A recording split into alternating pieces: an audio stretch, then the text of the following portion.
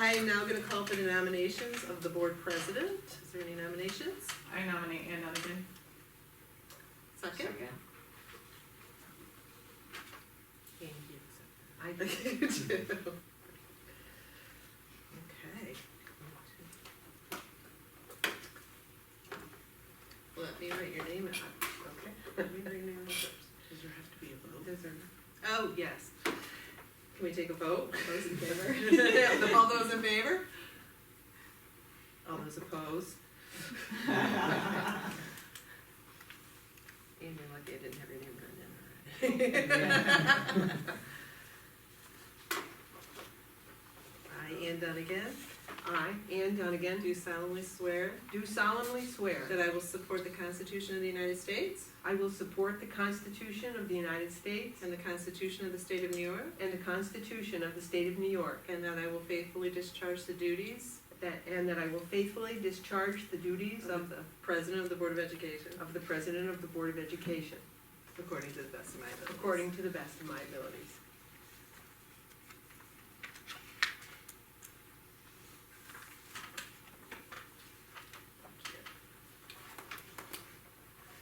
And I'll take nominations for the Vice President. I nominate Heidi Kirchner. Second that?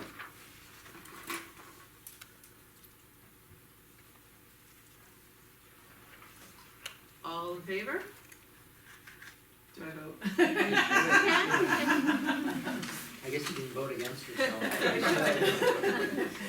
4-1, I guess I'm outnumbered. Yeah. Same result. Okay.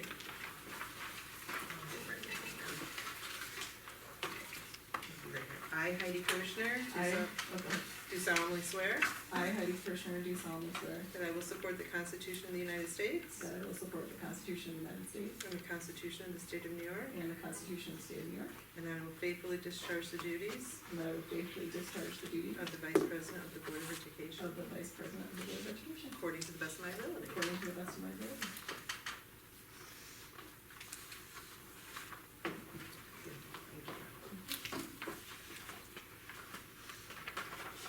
Thank you.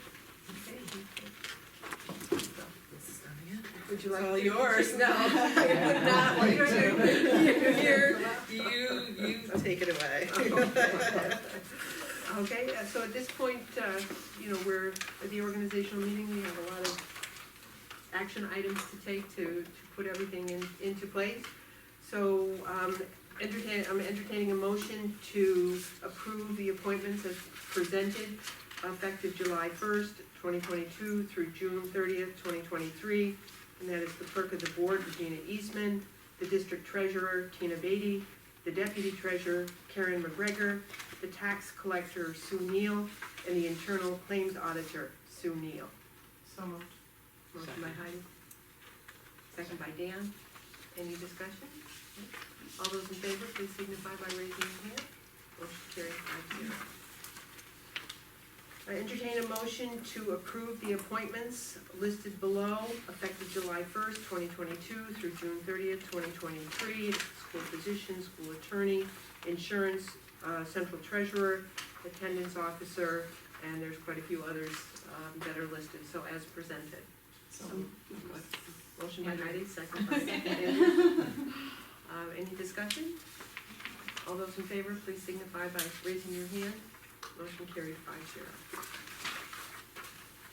Entertain a motion to approve the designations as presented, effective July 1st, 2022 through June 30th, 2023.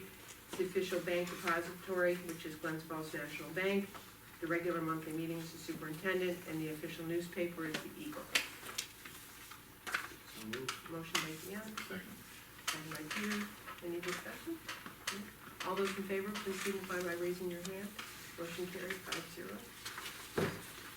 Entertain a motion to approve the following authorizations effective July 1st, 2022 through June 30th, 2023. The certification of payrolls with the superintendent, to approve conferences and workshops, also the superintendent. Designation of signatures on checks, treasurer and business office, that's the treasury, the checks. The budget transfers on the superintendent's approval, that's business manager, and apply for grants from aid, state, and federal, the superintendent and the business manager. So moved. Motion by Heidi, second by Peter. Any discussion? All those in favor, please signify by raising your hand. Motion carried 5-0. Entertain a motion to approve the official undertakings with the bonds as presented, effective July 1st through 2022 through June 30th, 2023. District Treasurer is Tina Beatty, Deputy Treasurer Karen McGregor, Central Treasurer Activity Funds Tina Beatty, Extra Classroom Activity Funds Faculty Auditor Sue Neal, Extra Classroom Activity Fund Administrator Junior Senior High Principal. So moved. Motion by Andrea, Second. second by Dan. Any discussion? All those in favor, please signify by raising your hand. Motion carried 5-0. Moving on to other items. Entertain a motion to readopt the policies and code of ethics that were in effect during the 2021-2022 school year. So moved. Motion by Heidi, Second. second by Peter. Any discussions? No? All those in favor, please signify by raising your hand. Motion carried 5-0. Entertain a motion to establish the mileage reimbursement rate set by the Internal Revenue Service, which is 62.5 cents a mile. So moved. Motion by Dan, Second. second by Andrea. Any discussion? All those in favor, please signify by raising your hand. Motion carried 5-0. Entertain a motion to approve the following resolution. Be it resolved that the Salem Central School District, location code 75307, hereby establishes the following as standard work days for elected and appointed officials, and will report the following days worked to New York State and local employees' retirement system based on the timekeeping system records or the record of activities maintained and submitted by these officials to the clerk of this body. So, Motion by Peter, Second.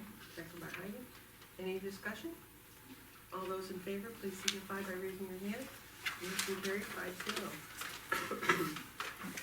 Entertain a motion to approve the 22-23 Board of Education meeting dates as presented. So moved. Motion by Dan, Second. second by Andrea. Any discussion? So I was just wondering if people would be okay moving the August meeting a day earlier to the 16th, Tuesday night, if that works for No problem. folks. No problem. Okay. Thanks. August is Tuesday. Amend the date for the August meeting to Tuesday. 16th, I 16th. think. Yeah. Same time, same place? Same Yeah. time, same place. Perfect. Diane, thanks you. easier parking. Yes. And, with that amendment, any further discussion? All those in favor, please signify by raising your hand. Motion carried 5-0. Thank you. Okay. Entertain a motion to appoint the following individuals to serve as members of the Committee on Special Education, the Committee on Preschool Education, and the 504 Committee for the 22-23 school year. And those committees are presented in the agenda. So moved. Motion by Heidi, second by Andrea. Any discussion? All those in favor, please signify by raising your hand. Motion carried 5-0. Entertain a motion to approve the safety committee members effective July 1st, 2022 through June 30th, 2023. The list as presented in the agenda. So moved. Motion by Andrea, second by Heidi. Any discussion? All those in favor, please signify by raising your hand. Motion carried 5-0. Entertain a motion to approve the recommended adjunct pay rates as presented. We have them for substitute teachers, aides, and other workers that come in through the building. So moved. Motion by Dina, Second. second by Peter. Just to let you know, one of the things that may be coming before the end of the calendar year is the minimum wage is being raised, so this may be something that we send to our finance committee to take a look at, so. But right now, this still meets all requirements. Any further discussion? All those in favor, please signify by raising your hand. Motion carried 5-0. Moving on to new business. Entertain a motion to delegate authority to the superintendent for the sale and excising of school property for the 2022-2023 school year. So moved. Motion by Heidi, Second. second by Andrea. Just looking that way. Any discussion? All those in favor, please signify by raising your hand. Motion carried 5-0. Entertain a motion to delegate authority to the superintendent to appoint personnel on an emergency conditional appointment as necessary for the 22-23 school year. So moved. Motion by Heidi, second by Peter. Any questions, discussion? All those in favor, please signify by raising your hand. Motion carries 5-0. And entertain a motion to authorize an additional payment of $20 to certified substitutes and $15 to non-certified substitutes who are assigned a 6th period of instruction during a regular school day. This pay will be in effect for the 22-23 school year. So moved. Motion by Heidi, second by Dan. Any questions or concerns? This is still working off the MOA with the service union? This is for substitutes that come into the building. So if a teacher is out, so for example, I just see Miss Daly sitting over there, and if she was out, typically her schedule is 5 instructional periods for the day. So that would be typically what a substitute would sub for at that rate of pay. But there are times where maybe Miss Daly she'll have planning periods. If we don't have a substitute for another teacher that's out, we could then pay that substitute who comes in that additional money to cover another period of time. So they, instead of subbing for 5 periods, they would substitute for 6. Our girl's been doing it for years, So, so I just love this out there. did we do that? We didn't get a motion. Motion to, So, a motion by Peter, Second. second by Andrea. I have jumped that and had to We discuss got it earlier. I got you. I know we heard one. You had it. Okay. Well, you did have it. Okay. You're okay. You're at the vote. All right, the vote, yes. All those in favor, please signify by raising your hand. Motion carried 5-0. And entertain a motion to adjourn the organizational meeting at 6:15. So moved. Motion by Heidi, Second. second by Andrea. All those in favor? Motion carried 5-0. So we do have 2 public hearings. We're within our time limit, so I think it's okay. Yes. Continue to Yes. move on.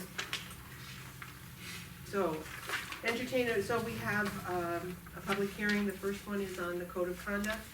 Entertain a motion to open the public hearing on the Salem Central School Code of Conduct. So moved. Motion by Dan, Second. second by Andrea. All those in favor? Motion carried 5-0 at 6:15. Good evening, everyone. So tonight, we're having a hearing on our code of conduct. This is an annual requirement under New York State education law. So tonight is considered our public hearing date, and then we will have a public comment period for 30 days. We must have at least a public comment period for 30 days before approval by the Board of Education. And we anticipate adopting this document at our next board meeting, which will no longer be 8/17, but 8/16. Sorry to make you change. No, that's okay. Find and replace. So this evening, so this document is posted in Board Docs online. If anybody has not had the opportunity to see this document, there are no changes except for a few changes in language related to the definitions of race and protective hairstyles as per the Crown Act. So I would refer the board to and the public to page 3 when you have time. And what we'll do is we have some extra copies up here, so we can always leave those for you to take if you would like to respond during the public comment period. And we'll also have this, it's on the website as well, will be posted after this hearing. So definition 9, race, So that definition was updated based on the recent Crown Act. We did have a definition of race and protective hairstyles already in there based on the recommendation of New York State Education Department 2 years ago.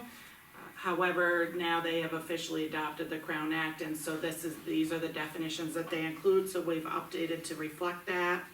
As well as we just cleaned up just the language in that next part for the protected classes or membership to the following groups, so there are 11 groups that DASA kind of has an umbrella over, and those are listed. Previously in our code of conduct, those were defined, but those definitions were not taken from, they're not required under New York State regulation, and they were taken from various sources. And so, you know, the concern is that over time, is that really intended for what New York State's definition is?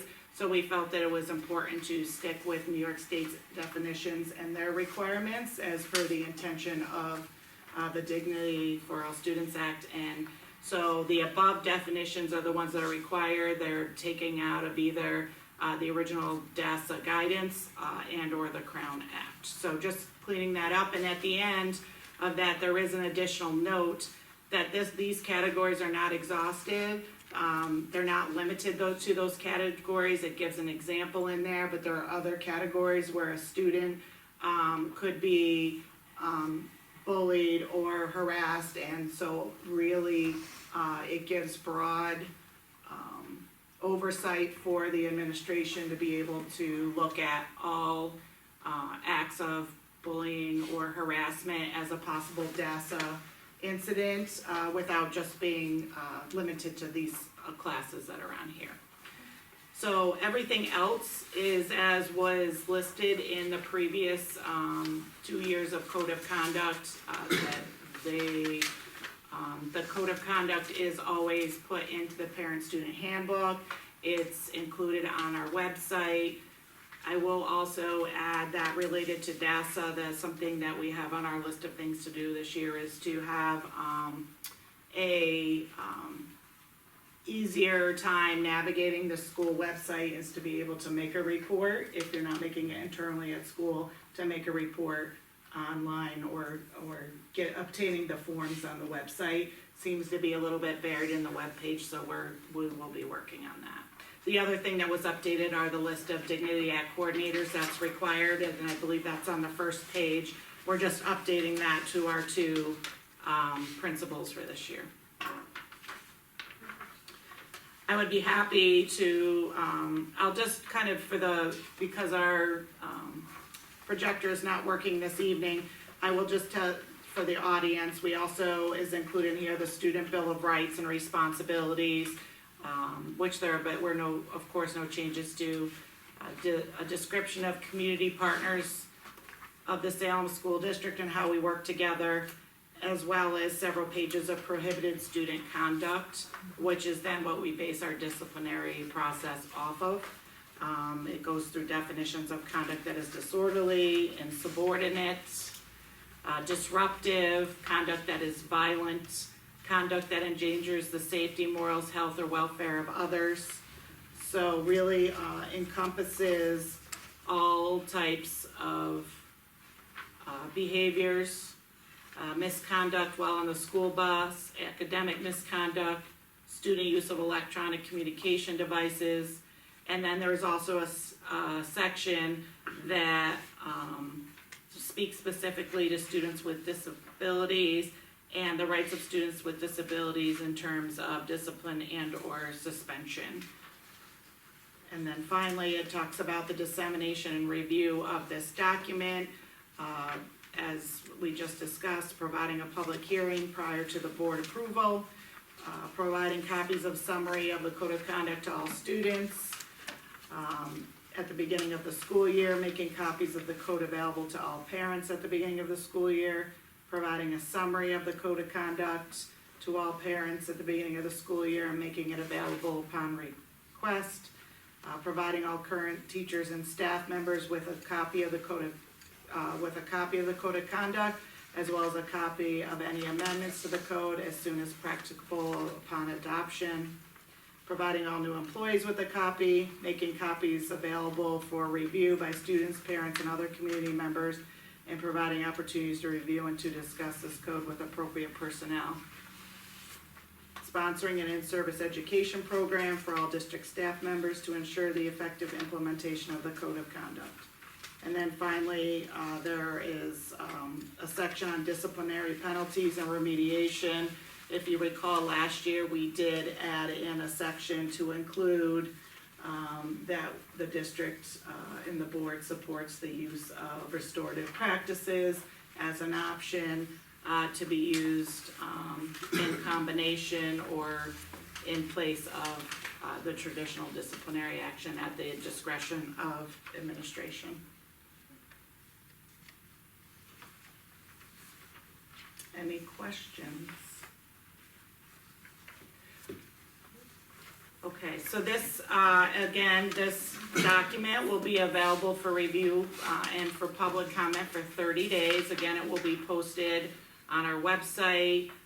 Comments can be submitted to either myself, the building principals, and or the Board of Education related to this document, and we would consider those before the final approval by the board in August. Anybody have any questions or concerns they would like to share about the draft document for the code of conduct?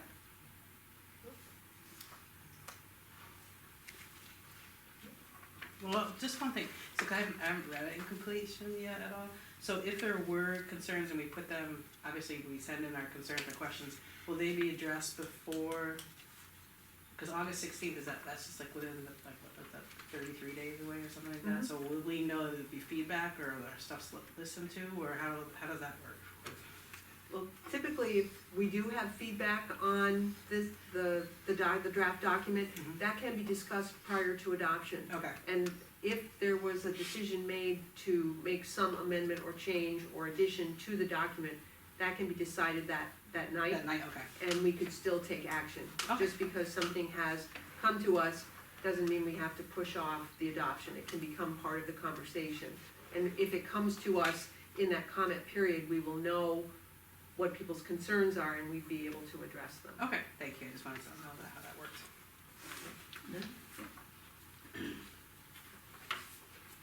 Any additional comment? Any questions from the board for the document? Entertain a motion to close the public hearing on the code of conduct at 6:25. Motion by Andrea, second by Peter. All those in favor, please signify by raising your hand. Motion carried, 25. And we're still within the time frame posted, so we are moving on to a second public hearing session. We're doing them separately because they are distinct public hearing for these documents, and so that we have the times locked in, that we have actually spent the time here doing that. So, entertain a motion to open the public hearing on the Salem Central School District Safety Plan for 22-23 school year. So, motion by Heidi, Second. second by Peter. All those in favor, please signify by raising your hand. Motion carries at 6:27. All right, so similar to code of conduct, we're having a public hearing as required by New York State education law. This will serve as the public hearing date. The public comment period will begin tomorrow and continue until the next board meeting.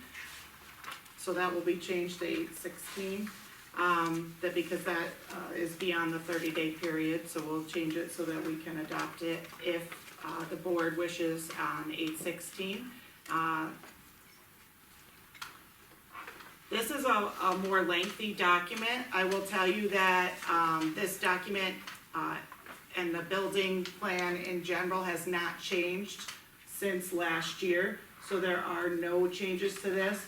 There was a few changes to our building safety plan, which is held private and confidential. is not shared publicly. Those are more detailed plans of our response to different incidents. The only changes in that plan will be based on different levels of response teams and incident command, because we have several new administrators and or members of the safety team. So the names would be possibly updated and or contact phone numbers. But the structure of the plan, the responses are all the same. This is also posted right now in board docs. Tomorrow it will be posted on the website and publicly more easily accessible than going all the way through board docs. And we will be happy to answer more detailed questions during the public comment period. So what I'll do is I'll go through the different sections. I'll highlight the sections to have you become familiar with them again, and or maybe help you know which sections you might want to look at if you have questions, and explain the rationale. So basically, this is a mandated plan, district-wide safety plan, and it prevents, hopefully, designed to prevent or minimize the effects of serious and violent incidents, declared state disaster emergencies involving communicable disease, local public health emergency declaration, or other emergencies, and it will facilitate the coordination of the district with local and county resources in the event of such incidents or emergencies. So the first part of the plan really just outlines the general considerations and planning guidelines.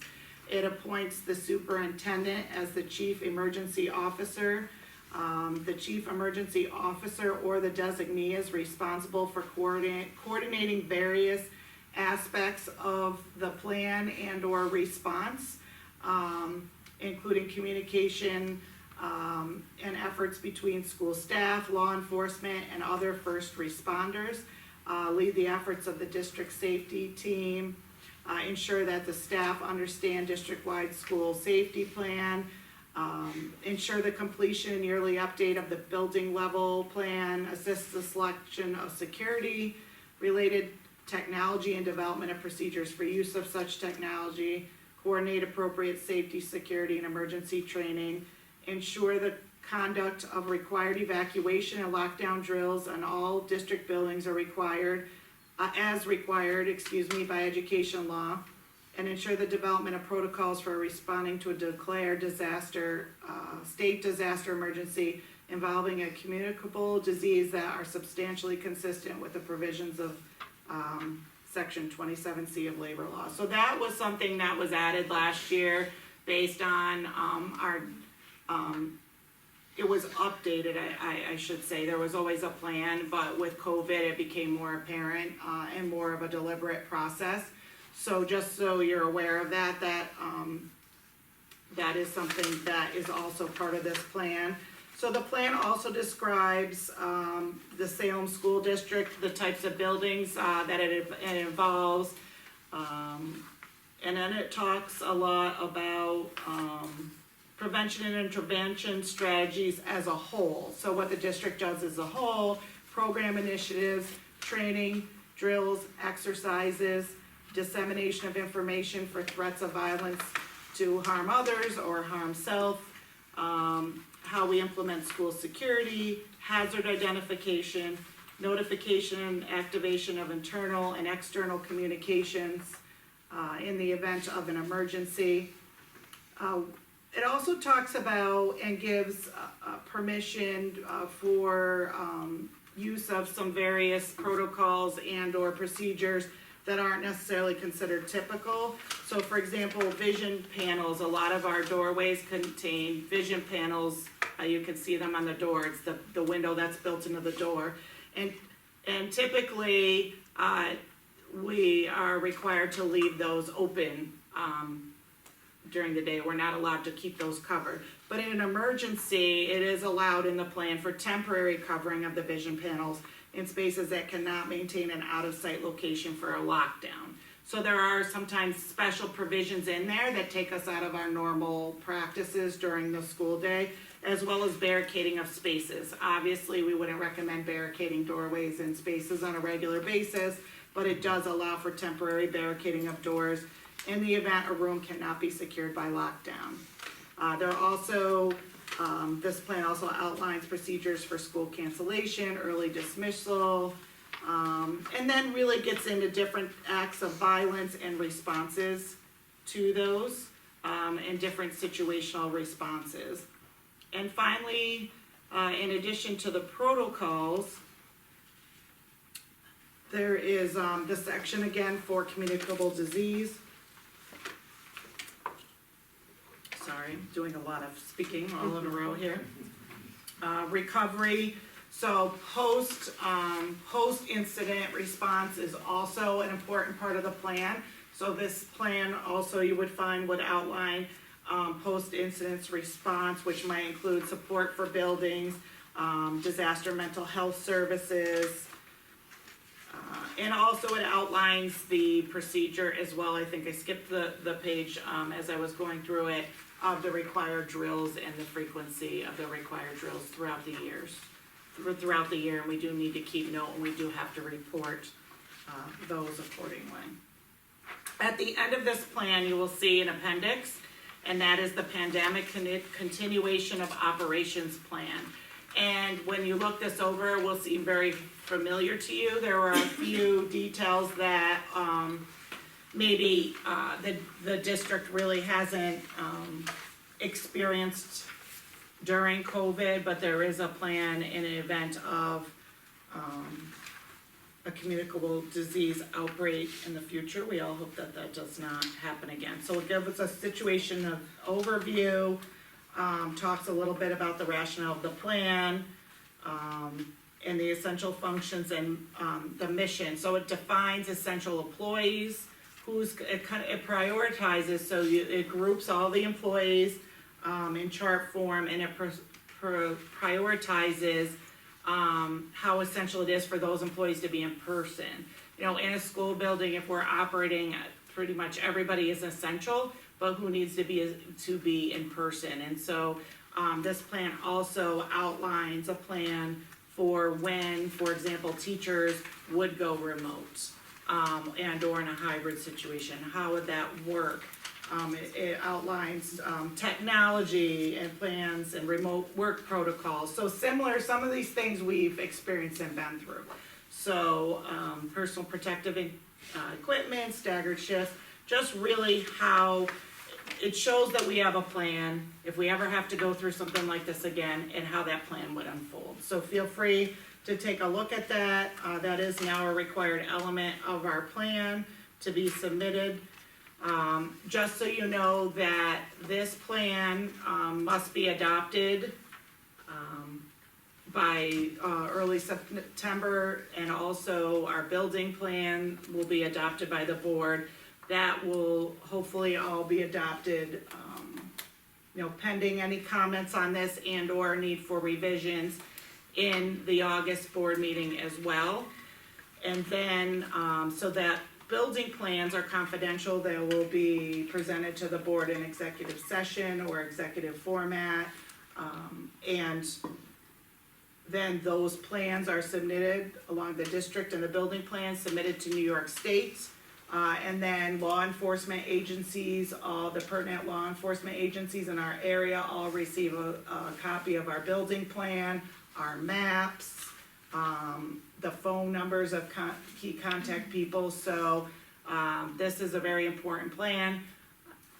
It's maintained by our safety committee, and so we'll take another look at this this year towards the end of the school year, and if there are any recommended changes, that would be how these plans get updated.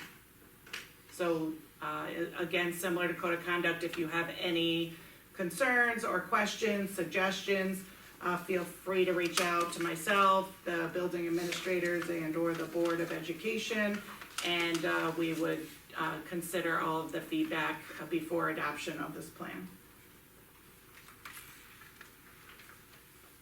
I don't have any content changes with psychologists. Oh, have we corrected it already? This was that before. We did catch that, but we already had printed it. We were hoping to save paper. Dan always catches the spelling. I know, excellent, Just happened thank to be you, on that page. thank you. And I appreciate Dan. Yes, before the final, I would run it this is a draft, so this is a perfect time to point out if you find anything No else to write down. contact issues. Any questions or feedback? No, Dan took mine. Thank you. Okay, two critical friends out there. Go and watch that, I'm sure. That is why this is a draft, okay? Yes. Any further questions or comments from the board? Any additional public comment?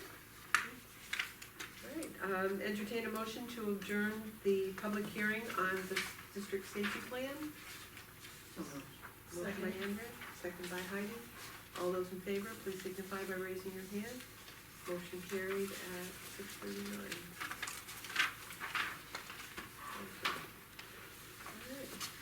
So, number 4 on the list of things to do, our regular meeting.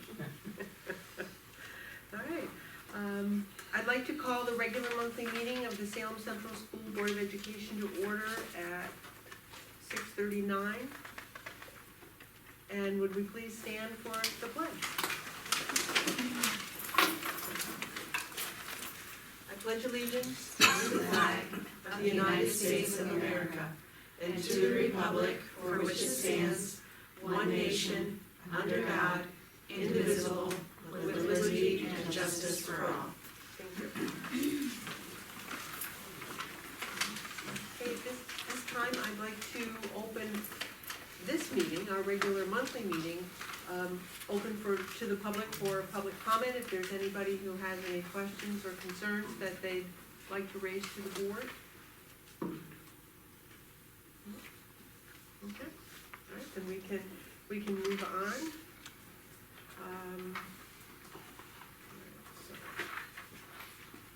Moving on to superintendent's report. Okay. I know, we have another step bump. I'm bringing up my notes. So first, I would not only like to welcome our new board members to so I always like to say Happy New Year. It's kind of our new year, so we're welcoming our new board members, but I also would like to welcome, we do have 2 of our new administrators here over in the crowd. So we have Karen Jones, she's our elementary principal, for those of you who have not met her yet, in the purple dress. Well, you guys both have a little bit of purple on there, don't you? So in the middle, Karen Jones, and Michelle Crandall, our director of PPS. Welcome, thank you. So welcome. Just a few quick updates, and then I would like to go over class size projections, but I just wanted to give you an update. So I'm not sure if you saw in, I think it was also in the NYSBA publication, but Alyssa's law requires school districts to consider installing silent alarm systems. And so Paul Yakubek is working with BOCES on our next steps to ensure compliance with this new mandate. And as we learn more about what our options are, and the obviously kind of cost and timelines, we will keep you updated. Netting in the, I believe it's considered left field, I'm gonna say the outfield, so I've always known about this going on, but I haven't had all the details, but we do have some updates. So, I have the notes here so I get this correct about the details. So last week, there's a third party, I think I did update the board about this, but there was a third party contractor came in, Sportsfield Specialties. They will be the contractor who's installing the netting. We don't have our final approvals yet, but we have all come to an agreement to start the process with hopes of being able to, when we do get our approvals, that we can get the net installed hopefully by the fall before winter, so we don't disrupt the spring season while they're trying to install the net. So, they did, go ahead. So there's a neighbor down on the baseball field, I know people are looking like, what are you guys talking about? So there's a neighbor down by the baseball field and balls have been getting hit into his lawn and breaking lights and pools and it's dangerous, so that's where we're putting the net, just so that everybody knows where it's going, sorry. So, And yes. the net stays up, It'll so stay up. it's not, well, you said it needs to be put up before winter, so like it won't be impacted by winter? So, good question. When they came out, I guess the original design was for it to, so the net should be taken up and down, but it's 40 feet high. It's, they just sent me pictures, but it wasn't really enough time to, in an organized fashion, get it out to everybody, so we will get the pictures, for you. It's quite interesting and it's a sight to see. But, the idea is you take the net down, but they do recommend that, for us to have a pulley system, because with the size of it, so it's 40 feet tall and I believe 138 feet long. So the size of that net, they really need to have pulleys, so they have revised the quote, I believe, to include the pulley system. And then also the recommendation is that the net is not right on the ground, but 3 feet above the ground. So I think that would also help with that element situation. If, for example, we put it all up and then we get a late snowstorm in April or something like that, I think all of those things are help to preserve the life of it. So And it they, won't get mowed. yes, or weed Catch a whacked, corner or of it. weed whacked, Yeah. yes. I will pass this around, you can see two of the small pictures on the back of what it might look like. So I'm not sure if you have any questions, but we are in progress, and, so that's good news. So we're very hopeful, so I just wanted to give you that update. As you know, the Washington County Fair is coming towards the end of August, their traditional week. And not only, so everyone should have received your FFA, dinner, your invitations for the FFA for dinner. I think almost everybody responded. If you did not respond to, Amy or Gina or myself, just let us know so that we can make sure that you get a dinner. And it's a very nice time. If you haven't been, you get a tour. What time is the superintendent milking competition? I'm gonna have to come along. That's a different day. So that is Friday at Andrea. 6. Okay, well. Oh, are they doing it for real? They are, we had a I meeting am- last night, so you I should am be receiving working. an email very soon. I And am you will working, I'm totally- getting My some husband said he would give you lessons. some I've lessons. never- Okay, good, yeah, Okay. Elise is on board with lessons also. so- I Got it. wanna get more milk out of that cow than Mark did. That's my goal. Shouldn't be hard, because Mark did not get much. Yeah. I know, exactly, so I'm like, I'm doing it. So, and the other pieces that we just received just today, in the middle of the day, I got an email from Jim Dexter, and, they do CTE at the fair, so that according to the week, so I will, send out to you, we'll make sure you get, there's a schedule of weekly activities. So if you're at the fair or you're interested in learning more about some of the CTE programs, they're all having little demos, or information sessions throughout the week. And there is, I believe on Friday is kind of their big kind of capstone day. And they, are inviting the different boards of educations from all of the, schools in the coaster. And if you are interested in going, let Gina know and they will send you tickets to attend. Okay? Just, At the fair. yes. Sidewalks outside, as you can see, they're in progress. They haven't really given us a true timeline, but they seem to be moving very quickly. So that will be nice, that will have, nice new, and they'll be much wider, I understand, outside. So, I think the biggest piece is they've had a lot of the trucks here today. I will tell you, I'm not sure if you, so just so you're not worrying, if you do hear this, we did have, the, first responders here today, helicopter came, they needed to do an evacuation, so, that happened often, so if you heard about, if someone said, oh, I saw this goings on over there, that was an evacuation, it was not related to anybody who was Fire here. department here Tuesday too? Shushan Fire Department? The fire department was here Monday and Tuesday, they were flushing the pumps, so I'm not sure if that was, They were post Yeah, I saw the testing. Shushan Yeah, they were trucks, I was doing the curious. post testing. Gotcha, Usually. or the hydrants, I Yeah. mean, yes, Yeah. flushing the hydrants. gotcha. So, yeah, so that, no crazy excitement today. Hopefully the person, Yeah, yes, who was okay. medevaced was okay. We did not hear too much about it, but it looked like a pretty smooth transition, so that's a good thing. Seems like there's a lot of motorcycle accidents, unfortunately. So I did give you, so you have this on the legal paper, it just seemed to come out too small when we put it on a regular size. This attachment also, I do have one extra if someone, do you have one of these over there? Okay, class size projection. Anybody have one? So I just wanted to review, this is also attachment on board docs.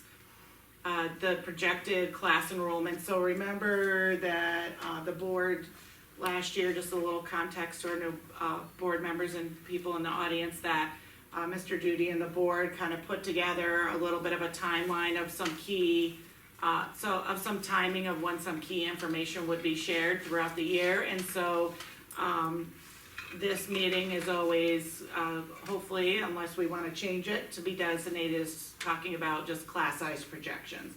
So this is our enrollment through last Friday. Obviously, this could change a bit. We do sometimes find, especially with kindergarten, there seem to be late enrollments. And of course, if they change significantly, we'll give you an update, probably at the September meeting, just give you at least the enrollment numbers, how they started at the beginning of the year. So as you can see,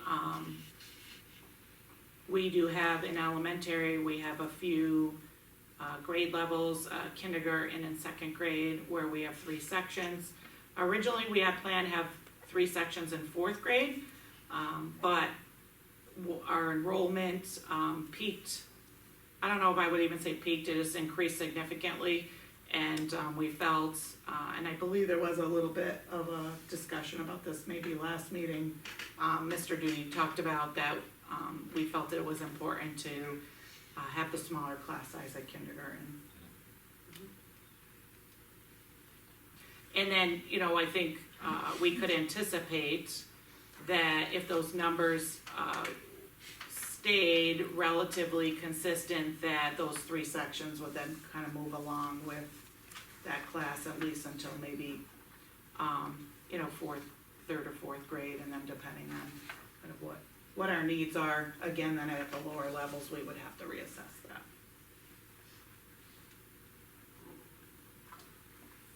And then we have junior high enrollment, so that's always a little trickier because, as students progress with more options, it's not easy to predict class size. So this is really by student course selection and what they wish for. So I just really gave you the 4 core areas: English, social studies, math, and science. Math and science are a little tricky because there's a few different paths that kids can take, but I think you can get an idea of really the average class size that we're planning right now. We are afforded this class size because we did add on that additional math and English teacher. Last year was the first year, Miss Best and Miss Byron in English.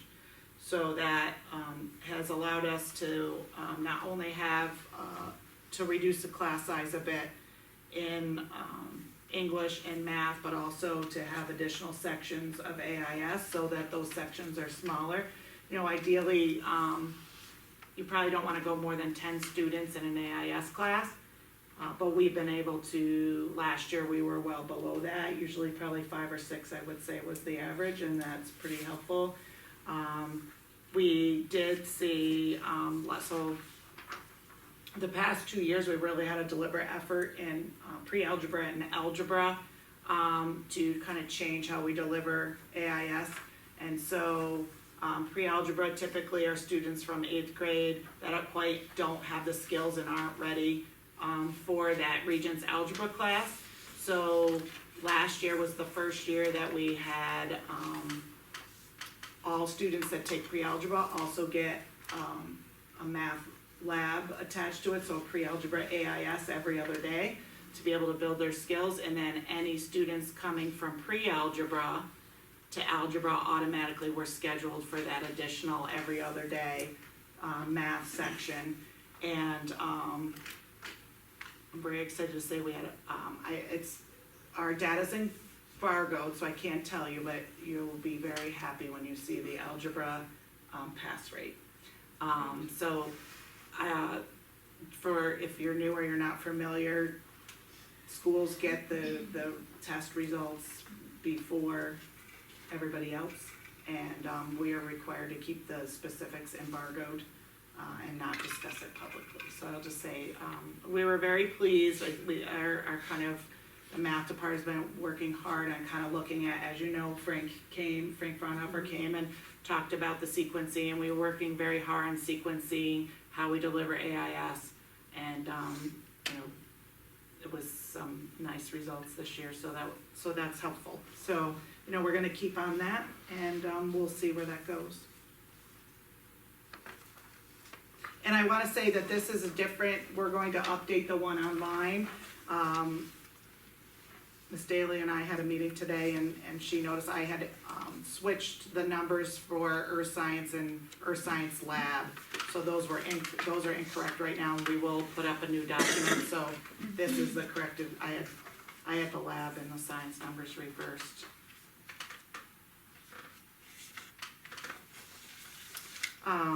Any questions?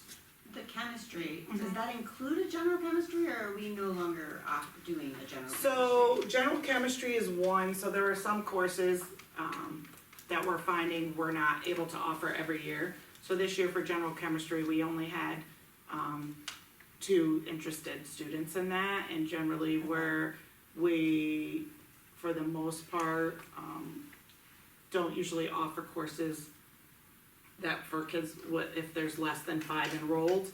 Sometimes we're able to, it kind of depends on the situation, what the course is, and also our staffing levels. But it just, and those 2 students both had viable alternatives that they want to take. And actually, I think out of the one of them was their first choice, and the other student was their second choice. So we'll offer it again next year. So some courses are just a little more robust in the enrollment, if we offer them every other year. So computer, for example, intro to computer programming in the math department, we haven't offered that in a couple of years. Now we have 9 students. Forensic science, we didn't get a lot of interest, so we added a section in the 7th grade. We'll probably offer that next year. Last year, environmental science wasn't offered. This year, she has 15 students interested. So I think it makes for a better student experience when you can have a little bit of a larger group, but it's not huge either. So I think it also offers us more elective opportunities. But we'll see, we're gonna keep an eye on it. Any other questions? Okay, let's see if I have anything else. I just wanted to quickly, I did attach, sorry, my computer locked out my notes. I did attach my entry plan, as some of you know who interviewed me on the board. That was a requirement, my final interview, that I presented my entry plan. I did just kind of tweak it a little bit based on some feedback and situationally. So I did include that, and part of my entry plan includes interviewing faculty and staff, getting to know them better, but also learning about what they perceive the strengths of the district to be. Are we headed in the right direction? If they think we're not, what is getting in the way? What could be better? Or what are there challenges that we face, or any recommendations for change? So, I know it's a busy time for faculty and staff, And, it's always kind of that balance of, it's rest and relaxation, as well as then September's very busy, but, I will, offer anybody that wanted to take me up on it. I'm just finishing a letter that I'm gonna send out to everybody, so that they could make an appointment at some point. I have also offered a lot of flexibility in the schedule, so if someone can't come until 5 or 6, and that worked for them, or a Saturday morning, that would work for me too. For parents, my thought is to offer, as we get probably towards the end of the summer, I found that a lot of people are busy vacationing and they don't have their mind on school right now. So, probably towards the end of August and during the month of September, having a few, maybe coffee chats, or, just, the opportunity to come in on a couple different, occasions, again, maybe flexibly scheduled, maybe one on a Saturday morning, evening, or afternoon, trying to take a look at what times would work for people so that we could get a nice turnout. Certainly people could make an appointment and meet with me individually as well. And, my goal is to, with all of the groups, including the board, is really to collect and ask similar questions and really kind of keep that process the same, so that we could, I could share that back with the board.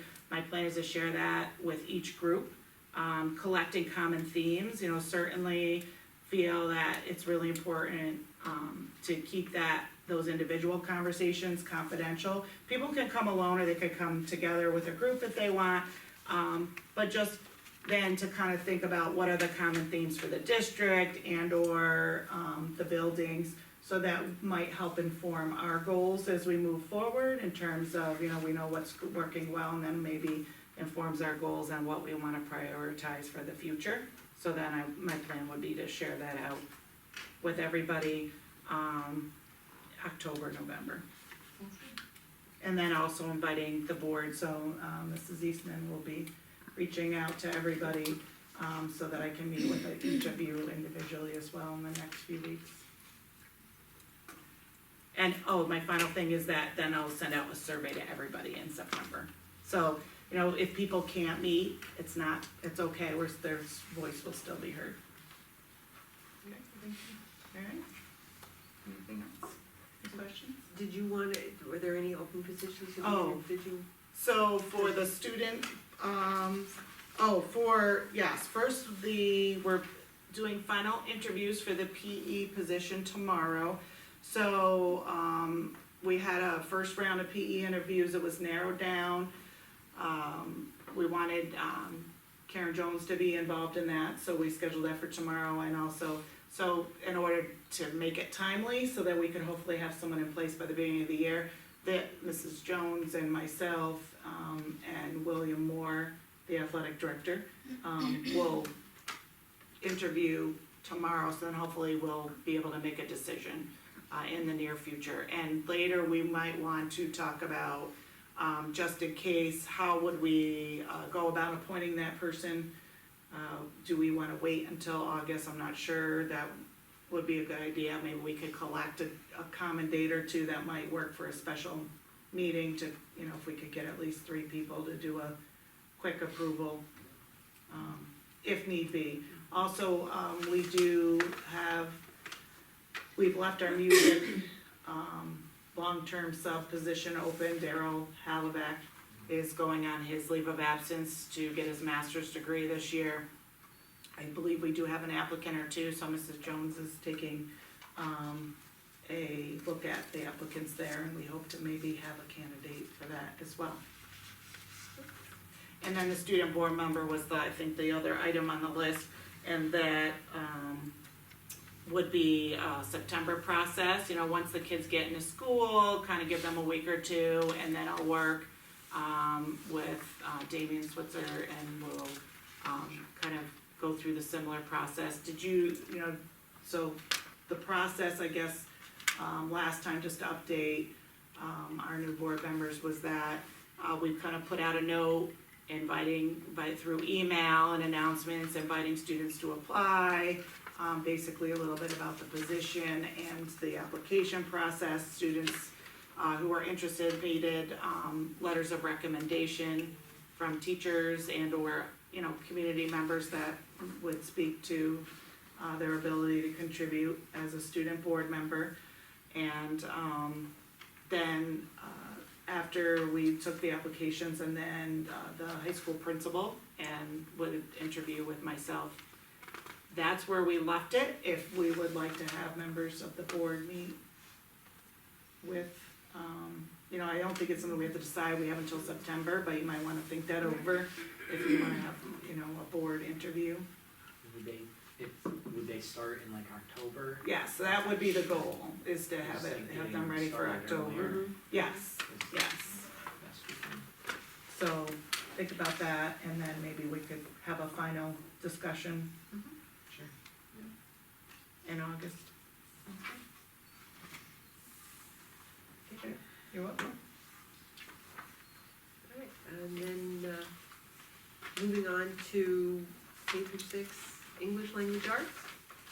Do we have a? Alright, so we're tripping them up a little bit, cause they don't have their slideshow. Do you both have one of these? We're gonna grab one over there. Okay, alright. Thank you. I do.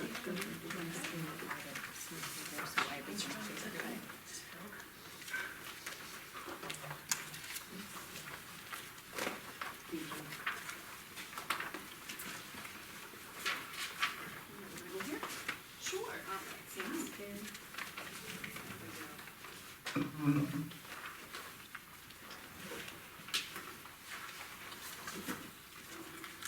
You wanna roll that right out of the way, or you're gonna use it as a I think podium? we'll use it as a podium. Perfect, okay. That's right. Technology's great when it works. Technology is great when it works, yes it Yeah, is. we're gonna fix that. Alright, so we have had in our district, well, I don't really know how long because I've only been here for 1 year, but we've used a reading program from Engage New York, right? And it was just getting kind of outdated, ready to move on and find something else, so we embarked upon a curriculum search. And we're very excited that we chose Into Reading, and also wanted to give you guys a little sneak peek. It's not perfect. But I am modeling one of Alexis's designs that the elementary wore for Read Across America. She is extremely talented. This is Alexis Keenan. She's one of my favorite. hello. I'm Mary Skelly. I teach 4th grade. And we are the representatives of the it was actually the K through 8 reading curriculum committee. And so we were the ones that were voluntold to do this presentation. So we're very glad left you out to dry. we are very glad to be with you, and just as a side note, don't ever be absent to a meeting, because here we are. But Alexis and the group came up with one of her designs. This design. So I left this out in the rain yesterday, and I had to redo it quick this morning, so that's why it's kind of sloppy, but the ones will be better. So it has our academic logo, and then on the back, it says that Salem is very into reading. Very cool. And it's a little pun, because Very who cool. doesn't love a good pun? Sure. Oh, sorry. Very cool. Her designs are amazing. Mm-hmm. Amazing. All right. So you have, hopefully you have our slides in front of you, and if not, we can definitely share them out to you as well. We had a good time kind of putting this together. Why? Why did we sit there and come to meeting after meeting after meeting after meeting? Well, what Alexis didn't really know, because she's only been here for a year, is we have not had a unified curriculum in ELA in at least 15 years. So there was CKLA in the lower primary, there was the core from New York State, and then when the core was kind of being phased out, Next Gen was being phased in, people were supplementing with whatever they could supplement, whatever programming they could find. So we really did not have a good unified K-8 program, and we were really, all of us were feeling that that was very, very necessary. It was very disjointed. Yes, the job was getting done. Yes, we were all doing what we needed to do, but we just felt like we wanted that collaboration and we wanted that unification. We also wanted a curriculum that was kind of it was going with our changing world. We needed things that were focusing on the social emotional pieces. We also wanted the racial equality pieces. We really wanted to make sure that we were up and coming and not stagnant, which is, we were sort of feeling that way. We also wanted something that was going to be scientifically data driven. It needed to have the research behind it, because if we're gonna jump in the pool, we want that pool to be a good one. So that's why. All right, you are up next. So we started off by looking at different programs. I don't know where BOCES got this list, but they were just like, here you go, here's a list of all of the curriculums that are your oyster. You can look at any of them. So we were given the list, and they were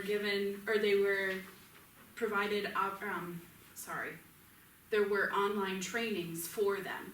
So we decided kind of where we wanted to go. We talked about non-negotiables, what had to be met in our classrooms, and then used that to help us weed out different programs.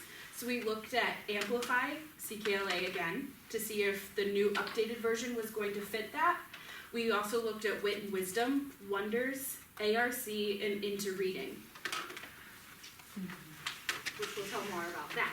There were some others that we had questioned, but because it wasn't vetted, it didn't fit, I don't have the exact words that Katie Jones used. It did not meet everything that needed to be met. And it didn't have the New York State thumbs up approval. So, for example, we have the iReady AIS program. iReady also has a ELA curriculum. Many of us really liked it, and it's like, why aren't we looking at it? It hasn't gotten the thumb up from New York State for the actual curriculum piece of it.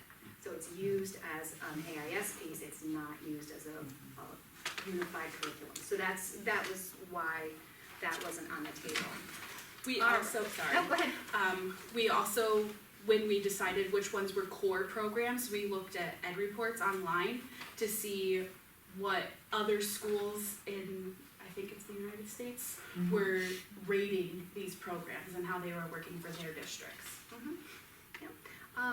Then our process, how did we come up with our final product? Katie Jones came and we had an after-school collaboration again of grades K through 8, special education, reading specialists, and admin. And at that point, we had so many people as far as administration coming in and going out, and we had a lot of input from a lot of people. Pretty cool.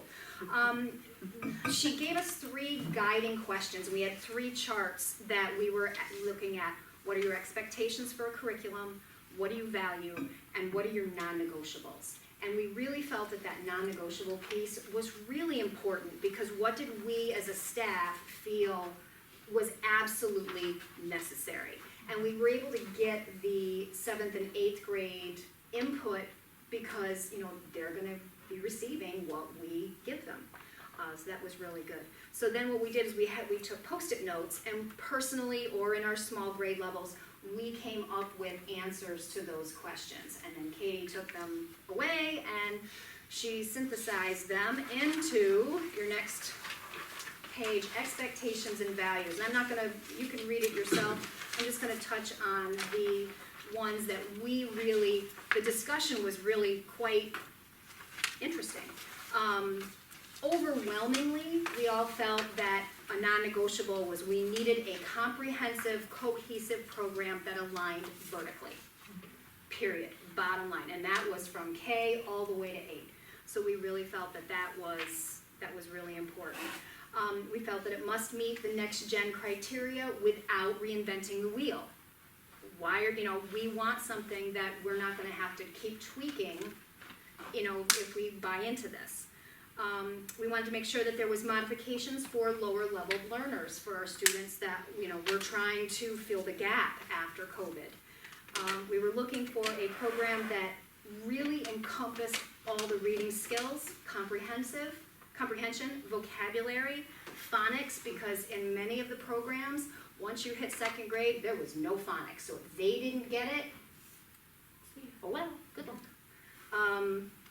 Writing, handwriting, because again, filling in some of those gaps, handwriting has taken a real downslide, the actual formation of letters, and grammar, basic grammatical knowledge. And a lot of these programs that we looked at, there were some really good sections, but they weren't cohesive, they weren't comprehensive. And then finally, the professional development piece. Anything that we've ever had, it's kind of like jump into the pool and good luck swimming, good luck, see ya. We wanted something that really had the support and the backing, and Julie was absolutely essential. She was kind of like the mother hen of this group, because we're all like, we're in, 100%, let's go. And she's like, let's slow down. And we're like, nope, nope, nope, nope. And she listened to us, and we really appreciated that, because that doesn't always happen in the past. It hasn't happened in the past. And she really heard us say, we want to do this together. We want to be unified. We want to see if it works, because if we start off with just a few of us doing it next year, and then something changes, the rest of us aren't going to know. So we all kind of want to be in that same pool together. So we were very, very appreciative of that. All right, next slide. So some of the non-negotiables that we talked about that had to be met within our program were, there needed to be assessments that we could easily look and make sure that the skill we're teaching is being received by the student. We couldn't have scripts for our lessons, like we wanted to be able to input our own information sometimes. Writing components, so I know in kindergarten the CKLA had 0 writing component to it, so whatever Paula and I did, we just kind of made up on the fly, and it's nice to have something to go back to. We used these non-negotiables to analyze the curriculums that we looked at, and if they didn't meet these items, it wouldn't be a good fit for us. So we also looked at programs like Hegarty and Wilson, and those were eliminated not only because they weren't core, but they didn't meet these, and they didn't extend all the way from K to 6. All right. So why did we pick HMH, which I have one of the sample bags here. Excuse me, my bag. So HMH, Houghton Mifflin Hardcore. Hardcore? Not hardcore. That's not Hardcore. I see another t-shirt coming. Houghton. That could be that's for after hours. But so we all got these sample things, and what we were asked to do is we were asked to take them and go through with our non-negotiables and make lists of what we saw, what we liked, what worked, what didn't work, what did, pros and cons. Keep it, get rid of it. What we found with this particular group, it is a unified K6, and there also is a switch where this particular is intro to reading, it switches to intro to literature for 7th and 8th. So if we like it, if it flies, then it may go forward to 7th and 8th as we pilot it. There are multi-level texts, and what we liked about it is this is not like the old-fashioned Basils where you had a snippet or an excerpt of a beautiful story. The whole story is included in the lessons, and so that was something that we all felt, and the quality of the literature was exceptional, and it crossed all genres, it crossed all components, so we were very pleased with that. And there is also a very big support for our English language learners, and we have a couple English language learners this year that speak no English. And so the support that comes with this as well is going to be a big, big piece for these students in their education. The program is research-based, so it's not a teacher just, there you go, it works. So that was very comforting to see. The texts that are used are from different cultures, so those students who are not English speaking or they have different religion at home, they get to see that in a text in their classroom, which I thought was very important. And then there is a heavy emphasis on social emotional learning, And I feel, especially for like the little guys coming to school after COVID, they were emotionally stunted. They had not been away from their parents. So having that extra tool to help teach them how to manage their emotions and how to live together as a classroom family are essential. One of the big pieces that we felt, you know, especially last year when we all came together in the large groups, is we all had to learn how to live together again. Because we were used to not having that many people in the family, and now you've got a big family, how are we all gonna live together? And coming together with a story can be so enlightening, or coming together on a project, or project-based, and there are some projects that are included in these modules that just really looked interesting and fun. So we kind of enjoyed that. There is a link to a video that, of course, this lovely program provided, where a teacher's view, it's not one of our views because we haven't done it yet, but it's a teacher that has done this program and, you know, basically kind of echoing the same things that we're saying today. All right, everybody bought in. And I think that was something, and I'm sure you all know, when you have a large group of people and you have a large range of teachers, to get everybody to buy in and say, we want it, that's huge.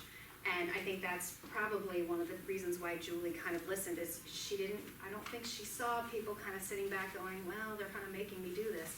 We all wanted it, and we wanted it badly, which, you know, the t-shirt idea and just the, we need to sell it, we need to be ready. But then we had the hard discussion of the fidelity of the program. So yes, I have a biography program that I absolutely adore. I can't use it next year. I need to use this. I need to give it my full attention. I need to give it everything it's got. And that took some discussion. It really did. Because we all kind of did the, yeah, but I really love teaching that. And the kids, you know, we need to look at it. And that's where the professional development piece is gonna come in, because if we're all in the pool together, and I look at that biography piece of it, and I say, you know what I have is better, it meets the needs, you know, blah, blah, blah, blah, blah, that's still a discussion that maybe she's having the same issue, or somebody else is having, you know, oh no, this was great, give this a try. We're all speaking the same language, and we just felt that that was something that was really, really important to us. And we all agreed, okay, Dory Flint can attest to this, because she was one that was just like, yeah, but she also recognized the value of it, and if we were all in together, we can cry together at the same time and celebrate together. So, and you know, we were very excited, Karen, that you were jumping on board, so that way you can get in the boat with us, because we're ready to row it. Ready to row it. And again, just that staying true to the program, and we gave our word to Karen, to Julie, that that's what we were planning to do. I do have, you know, like I said, I do have samples for 4th grade if you want to take a look at them. They've got my hand scratching on them, but you know, you're welcome to see them. And all of the grade levels, they all have their own samples as well. You kind of touched upon this, but one of the things, well, I think it's in the next slide too. Okay. I'm all confused, sorry. So we know obviously there's not going to be a singular program that's perfect and fits everybody's needs and one-stop shop. But we have to be completely honest and stay with this program as much as we can, so then the following year we can do some analysis and see where the holes are. So in September, we are going to be starting off, everybody doing it. We have our fabulous shirts that we're going to have a kickoff day for, and I don't know, I think it's pretty cool. Definitely, very cool. Love a good matching shirt. We are, And the kids notice too. oh yeah. They really, and you wouldn't think they do, but in the elementary, they're just like, hey, you got this, you know, it's like, uh-huh, but then they sit up and they take notice. I made shirts for my class, and they were like, what? Their shirt's the same, but their shirt's, yeah. That's the point.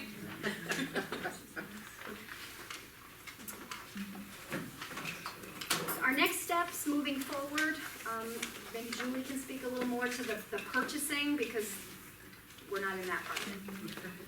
So, moving forward, so we're in the process, this, program, we have the opportunity, this is an amazing opportunity for us, because there are a lot of people in here who are in education, and, going all in for an entire building is an investment. And, we have the opportunity to do that. We wrote, this program into our CARES Act, so it's funded through our CARES Act grant. So this will fund our startup costs, so our entire startup cost, K through 6, 7th grade, so Anna Courtney was represented, and Julie Northshield, they represented, the middle school, in the search.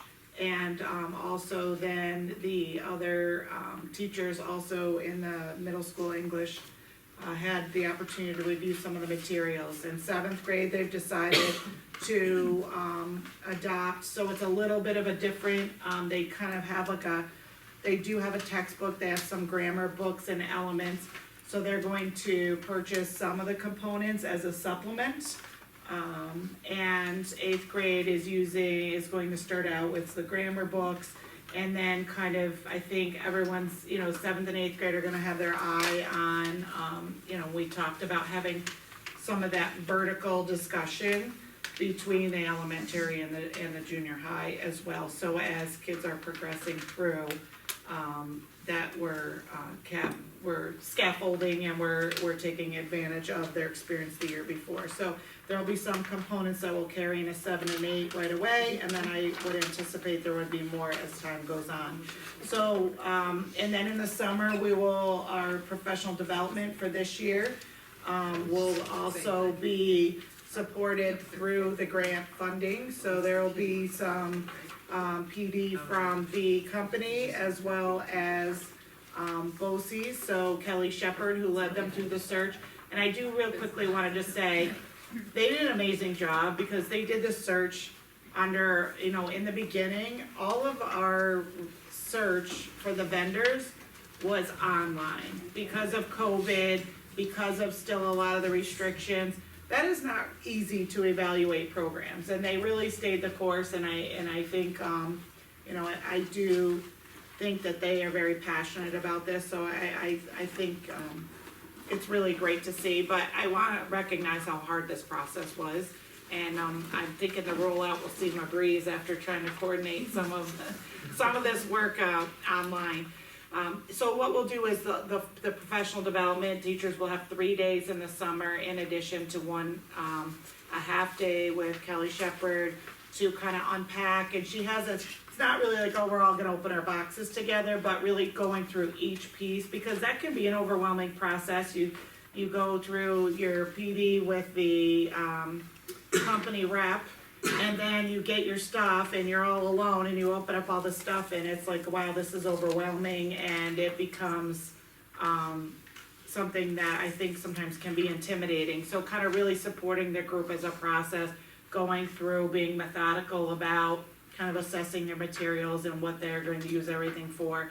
And then they will have a professional learning community. We call those PLCs for short, throughout the year. So once a month, the entire team will have time after school to meet. Once a quarter, Kelly Shepard from BOCES will come and they'll do some data, kind of collecting data. She's gonna come during the day, she'll meet with the teachers of the different levels. So this will be supported throughout the year. Then next year, after they've gone through with Fidelity, it's not to say we're never going to bring in some of these great things that are going on. And there probably will be ways that as you get in there, you're like, oh, I could totally integrate that biography project into what we're doing. So it's just to really look at and give it a really good, solid look. And then in the summer, we'll analyze the gaps, really start prioritizing the next gen standards. There are crosswalk, this is a national program, but they are crosswalk to next gen. But I think then really looking at, do we need to supplement? There are intervention pieces to it for our AIS kids. So, we know that A lot of our kids are not 100% where they should be. They might be a little tier 2 because of COVID and for other reasons. And so we'll look at along the way, this is part of the process, is to assess, how we're gonna fill those gaps. So it's funded right now, and it's a great opportunity, and they're so excited. It's great to see. I'm excited. Getting a t-shirt. We took a poll, it's not in the slideshow, but we had a choice of just doing it 1 year and then making a decision yes or no, or doing it a 3-year rollout. And unanimously, everybody went for the 3 years, because really, we all know in education, you don't really get your thumb on it in 1 year. You've gotta dig in, and you gotta dig deep, and you gotta eat it for a little while before you realize if you like it or not. And we just wanna say thank you to our administration and to the board for the commitment on the professional development piece, and recognizing that it's hard to unpack it when you have 24 little bodies looking at you and give it the best shot. It's like, do you want quality or do you want quantity? And having that PD, that's gonna give you quality. It really is, because then we can really take a look at it and say, this really works, this really doesn't, and then we can talk about it and have a discussion that way. So do you have any questions? The only question that I would ask, I'm thrilled to see that a unified program is coming here. But the only question I would have is for the 5th and 6th grade teachers. They're really starting the game late for the kids. Has that been taken into consideration? Have they been looking at not getting disappointed when they don't get the same results that 2nd, 3rd, and 4th graders? That was a big part of the conversation, and as I said, Dory Flint, she is so passionate about our program, and her program is excellent. That's where that conversation's gonna happen with our professional development, with that over/under, the 5th grade, 4th grade, are we all seeing the same things? That kind of piece. So we did address it, and we realized we're really not gonna start to see the benefits of this until 3rd or 4th grade. So we've got 3 years, so to just do a program for 1 year and then, have it hit the bricks, you're not gonna really see until you get to that 3rd or 4th grade year. And I would add that that's why we felt that it was so important to have those monthly meetings. Certainly, we want to make sure we're meeting all the needs of our students. We build into the schedule as well. This year, I think the thought is they're gonna call it win time, but time for students to do guided reading, to be working at their levels, to get their academic intervention or their RTI supports. So there are ways that we'll be able to complement that, and or straight remediation for students that are really struggling. So we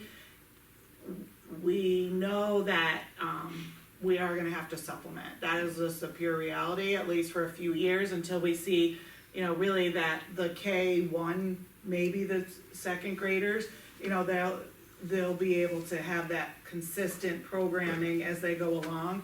But we need to start somewhere. We talked about should we roll it in or phase it in, but the situation of next year, and this year now, we're in September, we're starting next gen standards. This is it.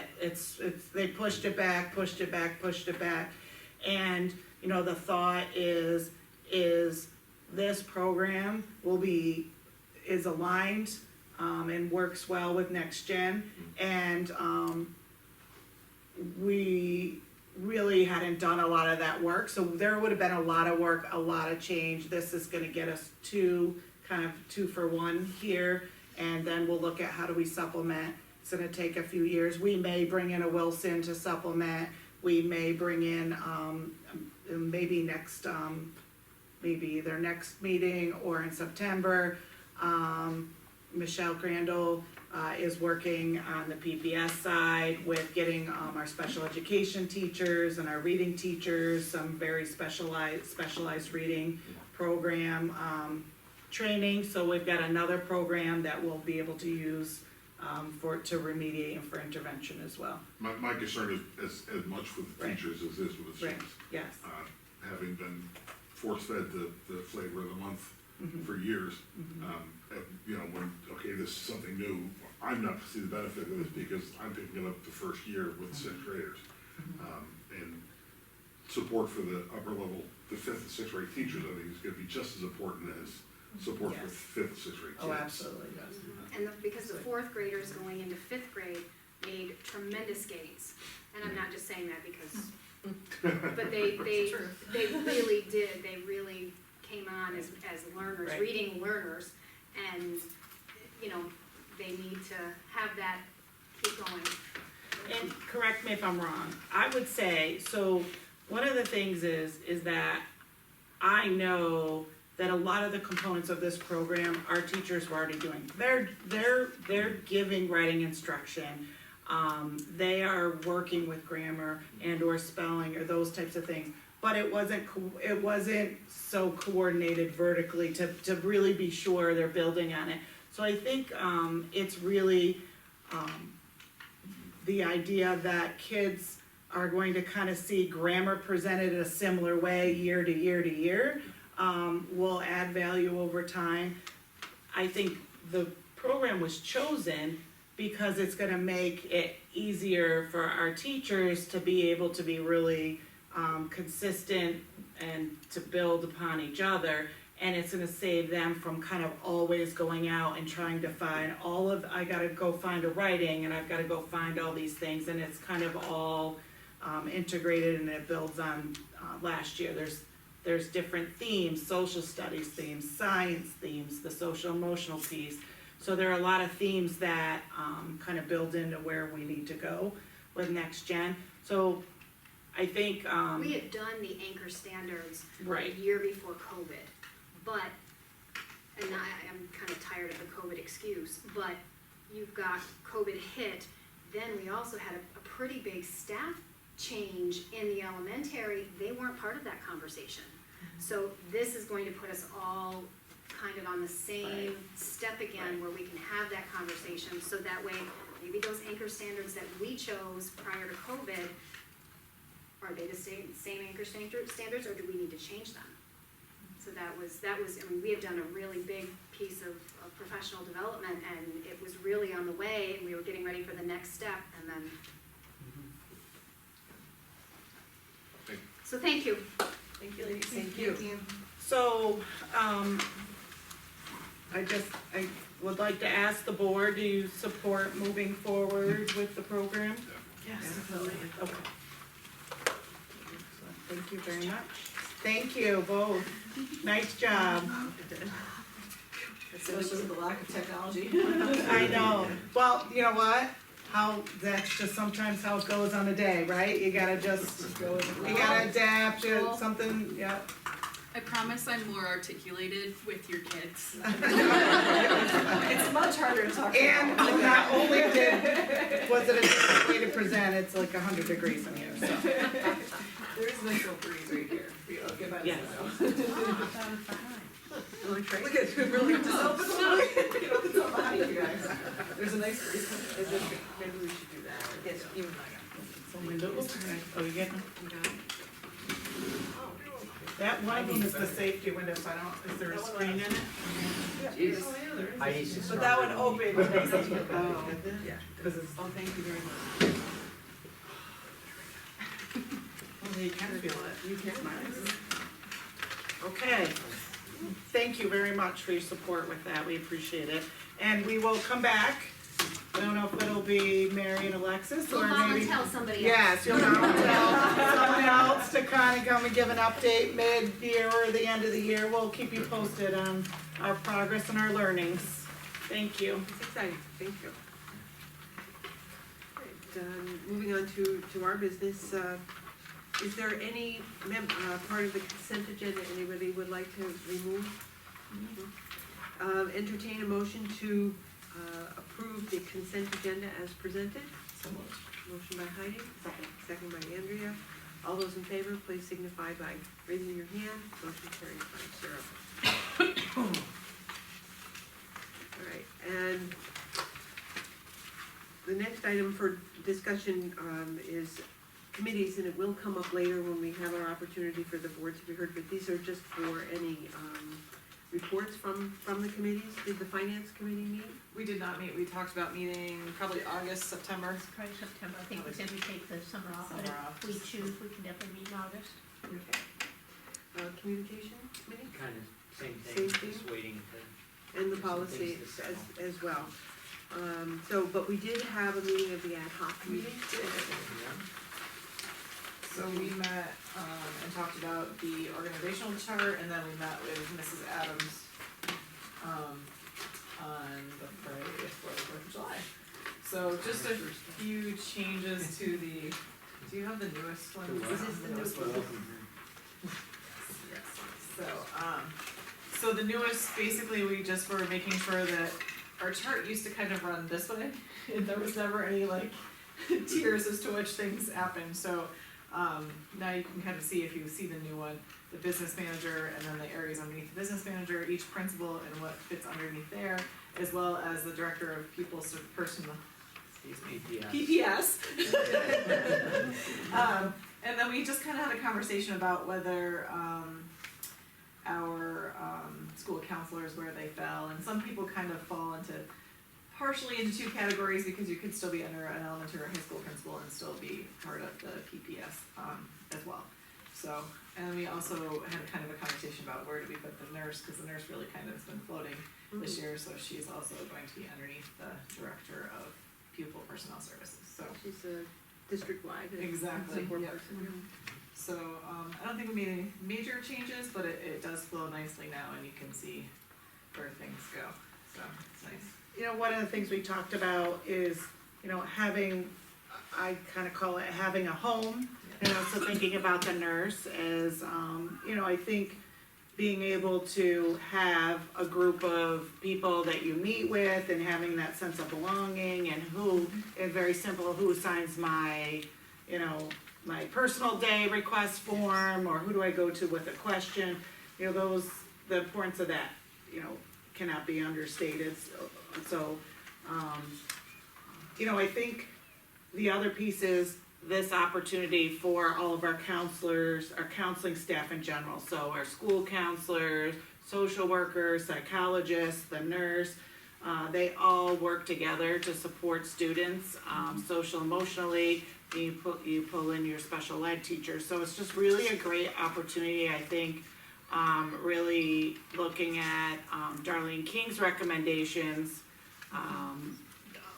from the audit the self-audit that we did, that we really have some opportunity, I think, to make some progress in some of those areas that she recommended that we work on. So I think for them to be able to come together and work together will be a nice opportunity. Agreed. Thank you for doing that. I think it makes sense in the way it's laid out. I think it's very easy to identify where are the. Yes, there's a lot less of this and more of this, Yeah. which makes more sense, I think. Is this something that we leave as is, or do we have to adopt this, or is that this something that is just a document that reflects how the organization You know, sees itself? we did do a little research. We couldn't find anywhere that said that we specifically needed to adopt it. You know, I think we could just kind of poll and, you know, do we have a consensus that, you know, as a board, you support the structure? I think it also should be given out to staff too, so that Yes. they're aware. Yes. And I think some of this was in the, director of PBS kind of job description, some of Yes. those positions fit Yes. in there as well, so to get that right. Yes. So do we have a consensus that this is a way to begin the year, so that it, but also always open for adjustment and Yes. modification? Yes, I think we'll, you know, we would look at that and get feedback, especially, from some of the people kind of have shifted areas, but again, I think, there was that desire, and as, Darlene King had been interviewing, people in the special ed area in some of these areas, there was that desire to have a more cohesive unit and to have a little more specific direction, so I think, it's exciting opportunity for us. And thank you for putting that all together Yes, for us. So that yes, makes and sense. thank you to Mrs. Eastman, she did her wizardry with the flow charts. Yes. Yeah, I would have been using Post-it notes. I know, yeah, they do kind of look like Post-it notes, so we I could. think they just fit and then they don't. All right, thank you. All right, moving on to our action items. In the area of personnel, item number 1, entertain a motion to approve the following coaching appointments for the 22-23 school year. Trevor LeBlanc as co-varsity boys soccer, Bridget Dusha varsity softball, and Katie Quack JV softball. So moved. Motion by Heidi, Second. second by Peter. Any discussion? All those in favor, please signify by raising your hand. Motion carried 5-0. All right, Heidi, I'm gonna call you into, put your spot. Would you please present the first approval? Yes, recommended action that the Board of Education approve the following teacher aide appointments effective September 1st, 2022. Teacher aide Erin Dunnigan in the 611, Shannon Kozowski, did I say that right? Here in Michelle, technically, I know it used to be done. Are you Did I keeping say that that? separate? Are you gonna just keep I that did, one oh my separate? God, I didn't even, Yeah. just We'll roll it just up. keep that one If you keep separate. that separate, Keep then that I can separate, vote that's separate. on, Okay. I can vote Yep. on the others. I just Perfect. can't vote on that one. So just the teacher aide, Erin Rochelle, and 611 teacher aide classroom. So moved. Second. Second. All those in favor? Motion passes 4-0. I abstained. Yep, thank you. Yep. If there's no objections, I'd like to combine, the next 6 appointments into one motion. Entertain a motion to approve the following teacher aide appointments: Shannon Kozlowski, 611 teacher aide, Heather Keys, 611 teacher aide, Kelsey Willard, 611 teacher aide, Michelle Wren, 611 teacher aide, Holly Keys, she has a split responsibility, 611 teacher aide for 4 hours and regular teacher aide for 1.5 hours a day, and Heidi McCullough is 5.5 hour teacher aide. So moved. Motion by Heidi, Second. second by Andrea. Any discussion? All those in favor, please signify by raising your hand. Motion carried 5-0. Thank you. If there's no objections, I'd like to combine the next 4 items into one motion. Entertain a motion to approve the appointments as presented. Damian Switzer, interim junior senior high school principal, effective July 1st, 2022, at a per diem rate $500. David Deallard, school bus driver, effective September 1st, 2022. Darlene King, chairperson substitute, effective June 15th, 2022, at a per diem rate of $500. And Carol McPhee, class advisor, grade 7. This reflects the 21-22 school year. So moved. Motion by Heidi, Second. second by Peter. Any discussion? There must have been an oversight. Substitute chairperson, Darlene King. I mean, So, that Mrs. Nolan had a death in the family, and it was So very it's a short notice. retroactive. It was retroactive for Gotcha. June 15th. Yeah. It was they were CPSE meetings that involve several different agencies, No, and understood. it was just difficult just to for that one day. reschedule. I would say in the future it would be very unlikely we would utilize her or need her, because we have, Karen Jones now and Jocelyn Nolan, who can also assist Michelle Crandall with, meetings. They're all experienced chair people, so Makes sense. if the need arises, we have a few people, to dip No, that into, makes but sense. I was the only other person, and I've never done CPSC, and I was not comfortable, Understood. running those meetings. I was not comfortable with that, so No, that makes was sense. the reason. It was Gotcha. kind of an emergency situation. Makes sense. And we have to have this action in order for the No, change. understood, Reconcile. yes, I missed the date, I was thinking that going forward, it was my fault. Yes. I apologize, I didn't realize that you hadn't been updated on that. I would have No, let you that's know. okay, I just was curious. Any other questions or concerns? All those in favor, please signify by raising your hand. Motion carried 5-0. Entertain a motion to approve the following leave of absence. Karen Fraunhofer, effective until October 1st, 2022. So moved. Motion by Heidi, Okay. second by Peter. All those in favor, please signify by raising your hand. Motion carried 5-0. Entertain a motion to approve the following annual retiree appointments for the 22-23 school year. Joseph Rogers, school bus driver. Robert Wilcox, school bus driver. Richard Potter, cleaner. So moved. Motion by Heidi, second by Dan. Any other questions, concerns? All those in favor, please signify by raising your hand. Motion carried 5-0.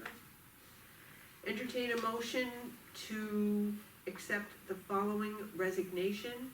Jenna Middleton, elementary counselor, effective July 6th, 2022. So moved. Motion by Heidi, Second. second by Andrea. All those in favor, please signify by raising your hand. Motion carried 5-0. And, the last one, entertain a motion to approve the following appointment. Iris Rogers as music director per production in an advisor position, effective for the 22-23 school year. So moved. Motion by Andrea, Second. second by Dan. All those in favor, please signify by raising your hand. Motion carried 5-0. All right, oh, okay. And then,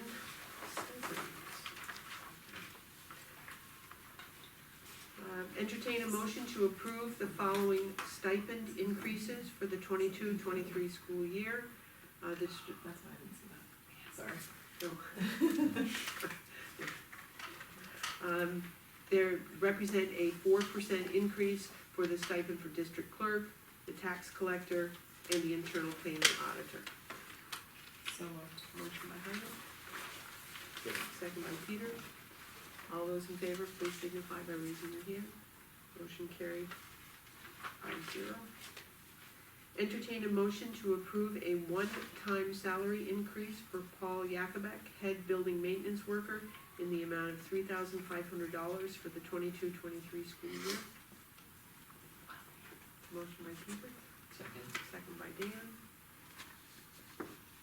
Any questions or concerns? All those in favor, please signify by raising your hand. Motion carried 5-0. Supervising my grandson this summer, so that's a steal. Okay, entertain a motion to, actually, if there's no objections, I'd like to combine the next 4 items. Okay. Entertain a motion to approve the following sick days and incentive retirements payouts for Stacy Parker, Matt Parker, Gail Shaw, and Kevin Baylor as presented. So moved. Motion by Andrea, Second. second by Heidi. All those in favor, please signify by raising your hand. Motion carried 5-0. Thank you. No objections, I'd like to combine the next 2. To entertain a motion to accept the following bus transportation bids for Durham Incorporated, for a student to St. Catherine's School and to Prospect School. So moved. Motion by Heidi, Second. second by Dan. All those in favor, please signify by raising your hand. Motion carried 5-0. Entertain a motion to approve the increase of the non-resident tuition rates by 4.5% for the 22-23 school year as presented. So moved. Motion by Heidi, Second. second by Andrea. Any questions or concerns? Just wonder, I know, if we've, just thinking about, like, I know we've had discussions a number of times about Vermont students and coming over, if there's any interest in maybe making it a little more reasonable for the younger kids to kind of get them in, so that they develop friendships and stuff and maybe would stay longer term. I'm not saying that we need to do anything now, but just something to think about. But that would be something that might, the discussion at a finance committee, Yeah, to have, that, try to take a look at what's happening in other schools Right. too along the state line. I will add to that, I just had a conversation with Greenwich because they had a request for 2 fifth grade students, sorry, I've got a little bit of allergies going tonight. Their tuition rate for elementary students for regular education is over $9,000. So ours So is, we're when I much- told him what ours reasonable. was, he's like, Yeah, what? yeah, So just food for thought, Yep. we got We're really, reasonable. and the other thing is they do have, elementary, schools in Vermont, so if they Right. choose to send their students here, it's out of the parents' pocket, not the state paying Right. for it, It's so not the same. that's why Yeah. we kept it with the Seneca Falls and decided, remember, last year we started with a flat rate and we're just Yeah. increasing it Increasing our flat rate. very small. So I think we are very affordable, but it's definitely something we can, food for thought, but Yeah. take into consideration. I think we're very No, reasonable that's good, considering. good to know about Yeah. Greenwich and. Right, not- right. Puts it in perspective a little bit. Yeah. Little different numbers. Any other questions or concerns? No? All those in favor, please signify by raising your hand. Motion carries 5-0. Okay, entertain a motion to approve the fee agreement between Salem Central School District and Gervin and Palazzo effective July 1st, 2022. So moved. Motion by Heidi. Second by Peter. Of course, that is our school attorney. Any other questions or concerns on that? All those in favor, please signify by raising your hand. Motion carried 5-0. Great, thank you. We're moving on to old business, which is phase 2 of our capital project. So, we've had an opportunity to look at some of the things, we've had some questions come up, especially taking a look at, based on our conversation before we started phase 1, is to take a look at the archway. So we need to have those conversations about how we wanna move forward, and we have some monies left over, and we've asked the architects to take a look at that particular project, and can we come in as a phase 2 under that amount? And so they do have some renderings to share with us, so we do have to talk about how we wanna move forward with that conversation. I think it's something that we need to talk to everybody about. We don't need to put it back out to bid, because if we come in under the amount that we've already been authorized, we should be good, but we need to make everybody aware of what we're talking about. And I think if we start that, then we also have to start talking about our traffic flow, our signage, and there's a lot of things that are going to go into that conversation, and I just think we need to be mindful and, take a look, and we Yeah, make I changes, think it's going to traffic be. flow is a huge Yeah. issue around here. I mean, case in point out here, you could barely get one way in the driveway tonight, which, I mean, I'm glad to see the fields in use, I'm happy to see people out there, but I think we need some better signage before somebody gets hit, or a child gets hurt, or mornings and afternoons out in front of the school is, I mean, there's just people everywhere. I can't believe nobody has been hit, and I'm glad that they have not, but it definitely concerns me. And then if we talk about closing in the archway, then we have this whole parking lot situation out here that's gonna become an issue. So I think that's something that we really need to be careful with moving forward as to how we're gonna make that work. And, when you think about it, we do have pinch points for coming into the campus with not a lot of ability to move internally from one side to the other. So even though there's parking lots, they aren't They're not accessible. Yes. And it's all sort of like one-way traffic. Everybody comes in, and then you have to wait for everybody to shift so To that go out, everybody goes yeah. out. So, And people are parking up both sides of the parking Yeah. lot, so it makes it very difficult for buses to get out. Those bus drivers are amazing. I look at it some afternoons and I don't know how they do it. So maybe this is something just, how do people want to start? Do you suggest that we talk to the architects and get them to, give a presentation on what they've come up with, and we can start from there? And, I know, So we should talk to the architects and probably get something on, scheduled for presentation to the public. What are your thoughts? I think we're moving along. If we do it, I was thinking we probably wouldn't wanna do it before September, because I'm worried that it may not, a lot of people aren't, maybe paying as close attention to kind of what's going on in school business. because they're in and out in the summer, they're not getting Could it things be a home. presentation at the September meeting, or do you want a separate meeting for that? It, you know, it could, it It will, might will be- lengthen the meeting, it might It might be discourage better people. perceived from the public if we have a meeting just about that, so that people know this is what's on the agenda, this is what we're talking about tonight. I don't know what you guys think, but I think focused on that particular conversation is important, because it's a big one. it's not buried in the meeting. Right. Yeah. No, I agree. Go So ahead. you know, if you have it, if you have it planned and you know it's gonna be a specific date in September or October, say, we can get that in the newsletter, the Agreed. opening newsletter. That's a great idea. That's a good idea. Mhm. If we could get that coordinated with the Yeah, architects. yeah. I would think trying to keep it in September would be better, just cause if we wanna start planning going forward, you know, get it in there and Right. get it approved before the Right. summer. You know, there is timing in terms of, you know, the Yeah, application, yeah. the permits and things like that, but I also don't think we should rush it just because of that, we want it to be thoughtful, I think this is this is a big decision if we did move forward with that enclosure. And we do change some of the traffic and or parking, and so we wanna make sure that we've really thought about it and not rushed into it. And there may be that we could do components of it and not do other components of it, it may be that we can't do all of it, I mean, that is a question too. Right, and so do we want them to present, so we did get a little preview of what they were thinking about, they presented the enclosure of, the archway, An enclosure by the, high school gym entry. gym entry, and then The ramp also the through here. installation of the ramp. Yeah. You know, the other thought is,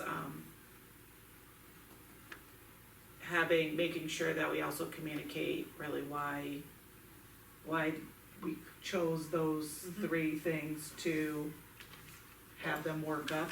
I think each one of those The things has a rationale. safety component Right. to them, and I think that's something that should be identified as well. Right.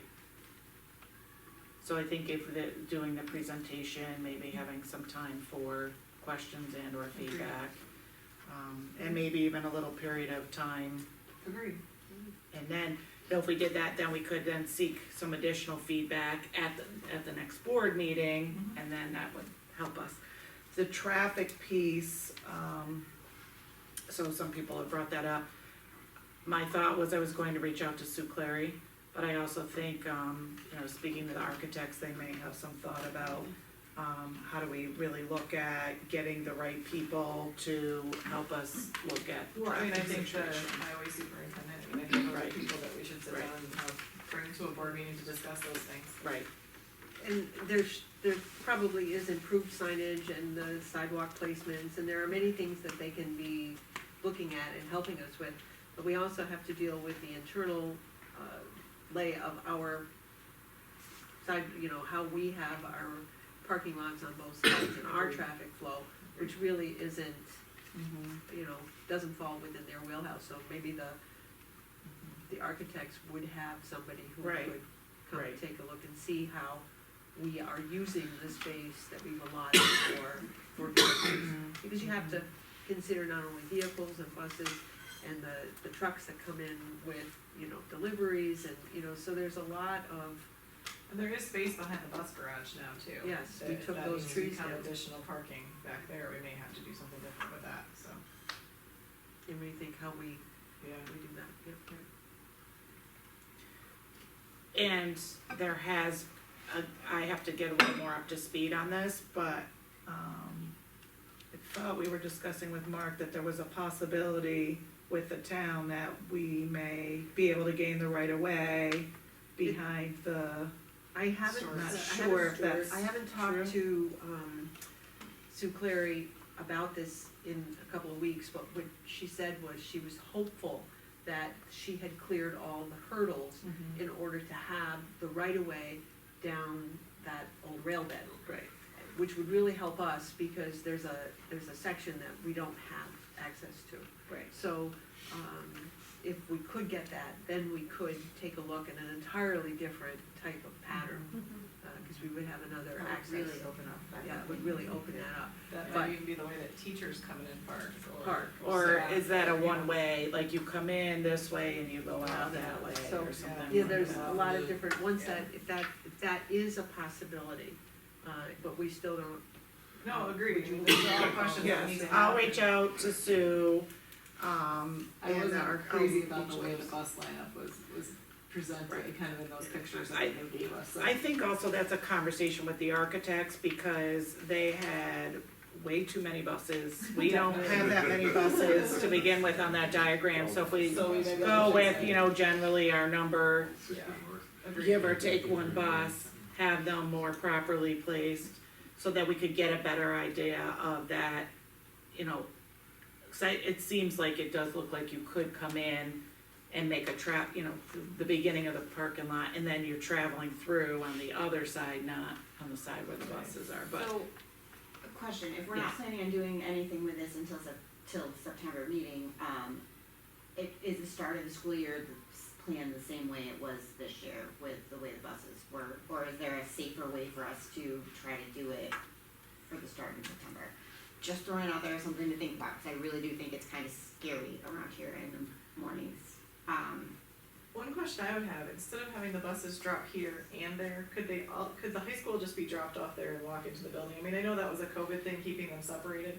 Could they be let in by the gym so they come down to the building? So, that, you know, Cause it makes more chaos, Part cause the of the buses are going problem, right. here, And and then that's they're going right. there, And it's and very they've got difficult for cars. the buses coming in this way to turn right, because people pull right up Real onto tight, that. yes. Mhm. Right. They do. so, you know, I think this could be further discussion. Safety wise, so looking at school safety, the recommendation is there's only one point of entry, right? So we've got the student parking lot out here, so students are gonna come in, some kids will get dropped off over here, so you've got some students coming in over here. Now you're gonna have other students coming off the bus, so there's the belief that there's a lot more opportunity for problems, someone coming in, possibly, you know, the I think high you still school have principal anyways. can't be But we everywhere and still having have their that. own. We really have very few kids that we've established that they're coming in, we've had very few kids, I don't, if any, So that you are coming in establish the an other door. adult at that entry there, you establish one here, and you establish one out front, I mean, sometimes there's two custodians standing out front, could you move one to another? I mean, I think you have to look at where your adults are positioned, but I think that chaos in front of the building is gonna cause us problems. So, you know, and that's something we could talk about. I guess I would just say my concern is if you put a different person, you know, so if it's an aide or a custodian, they don't necessarily know some of those kids. And, you know, I think, or who belongs, who doesn't. It is, you know, we've gotta look at, well, I guess, what are the issues? Maybe we should have more discussion about that before we decide. Could we put signage up, or could we do some other things? I just wanna make sure, I guess my worry is that if we go back to that, you know, I wanna make sure that we're doing our due diligence, so, right, we just had that school shooting, and we're getting some of those recommendations in terms of procedurally, and, Well, I mean, I've dropped off here in the morning and there's nobody by the gym door at times, even though there was supposed to be someone there to meet. And so, I mean, I think that there's some of the stuff safety-wise needs to be looked at anyways. So if we're gonna, maybe it's a bigger conversation with the safety committee as well, to talk about how we make the flow better in the morning. Cause I think those poor bus drivers, like she's saying, it's hard to get in and out, this parking lot over here, the Right. driveway is filled in both ways. We just have to figure out a better flow, I think. right. And if that means that we have, I don't know, I mean, the sheriffs were here quite a bit, I mean, there's no crossing guard somewhere. It just would be nice to see some more safety. I just fear somebody's gonna get hit in front of this building, that's what concerns me. The little kids are getting in and out of cars, parents are dropping off there, then we got the buses trying to make a trip down here and a trip over here, and They're parking in the church and crossing over yes, also. yes, it's a little scary. So I think, you know, safety wise, we do have to have people at entry doors too. I don't know. So there were a lot of discussion points and a lot Yes. of things Yes. that need to be addressed before. Yes. But I it think sounds- before September, even if we can, to make it, you know, a little bit safer, not necessarily with this, capital project phase, which I know Right, that will just be until safer, after, but yes. just a Yes. safety plan for September first day. Yes. So in terms of, so give me a couple, so coming around, so usually in the morning, all the buses are parked sitting there over on this side, so After is they've it, dropped off After here, they though. drop, right. right?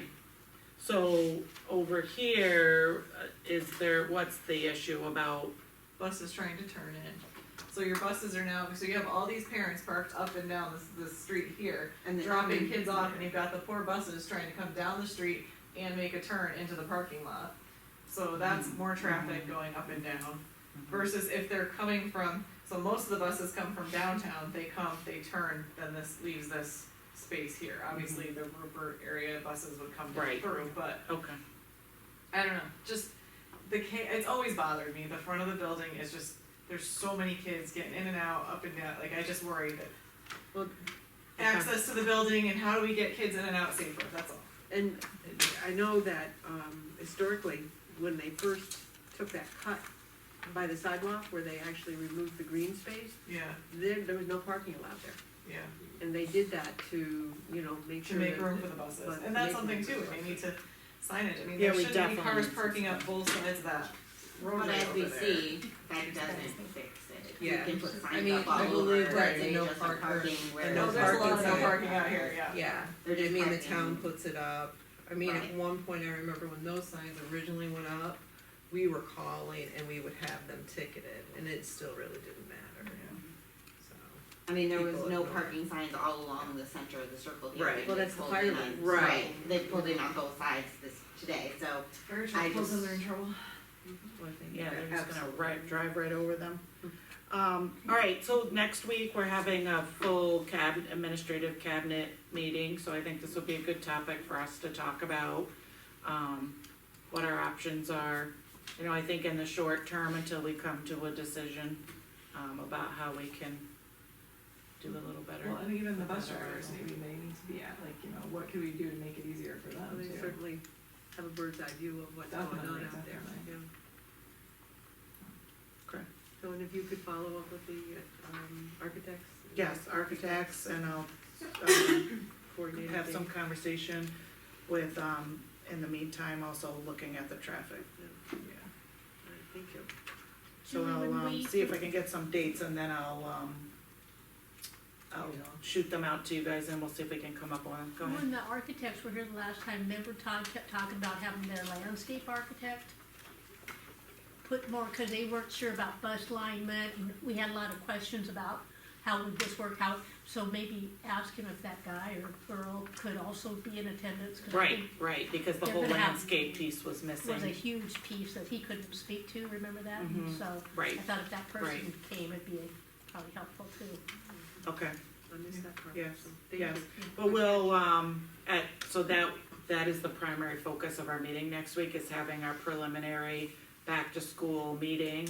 It's our first one of probably 3, and so I think that will definitely be one of our agenda items, is to talk about arrival and dismissal, like, you know, in the short term. okay, thank you. Yeah. And so it begins, right? Yes, I know. Sorry, that's always been a concern, the safety of the kids is gotta be number one. And, you know, many layers to that. Oh, definitely, definitely, I know it's not an easy fix, that's why. Well, Good to have these we have some time to conversations. talk about it, so. All right, moving on to, other business for the board. One of the things that was mentioned earlier is if people did have, some dates in mind for a special meeting.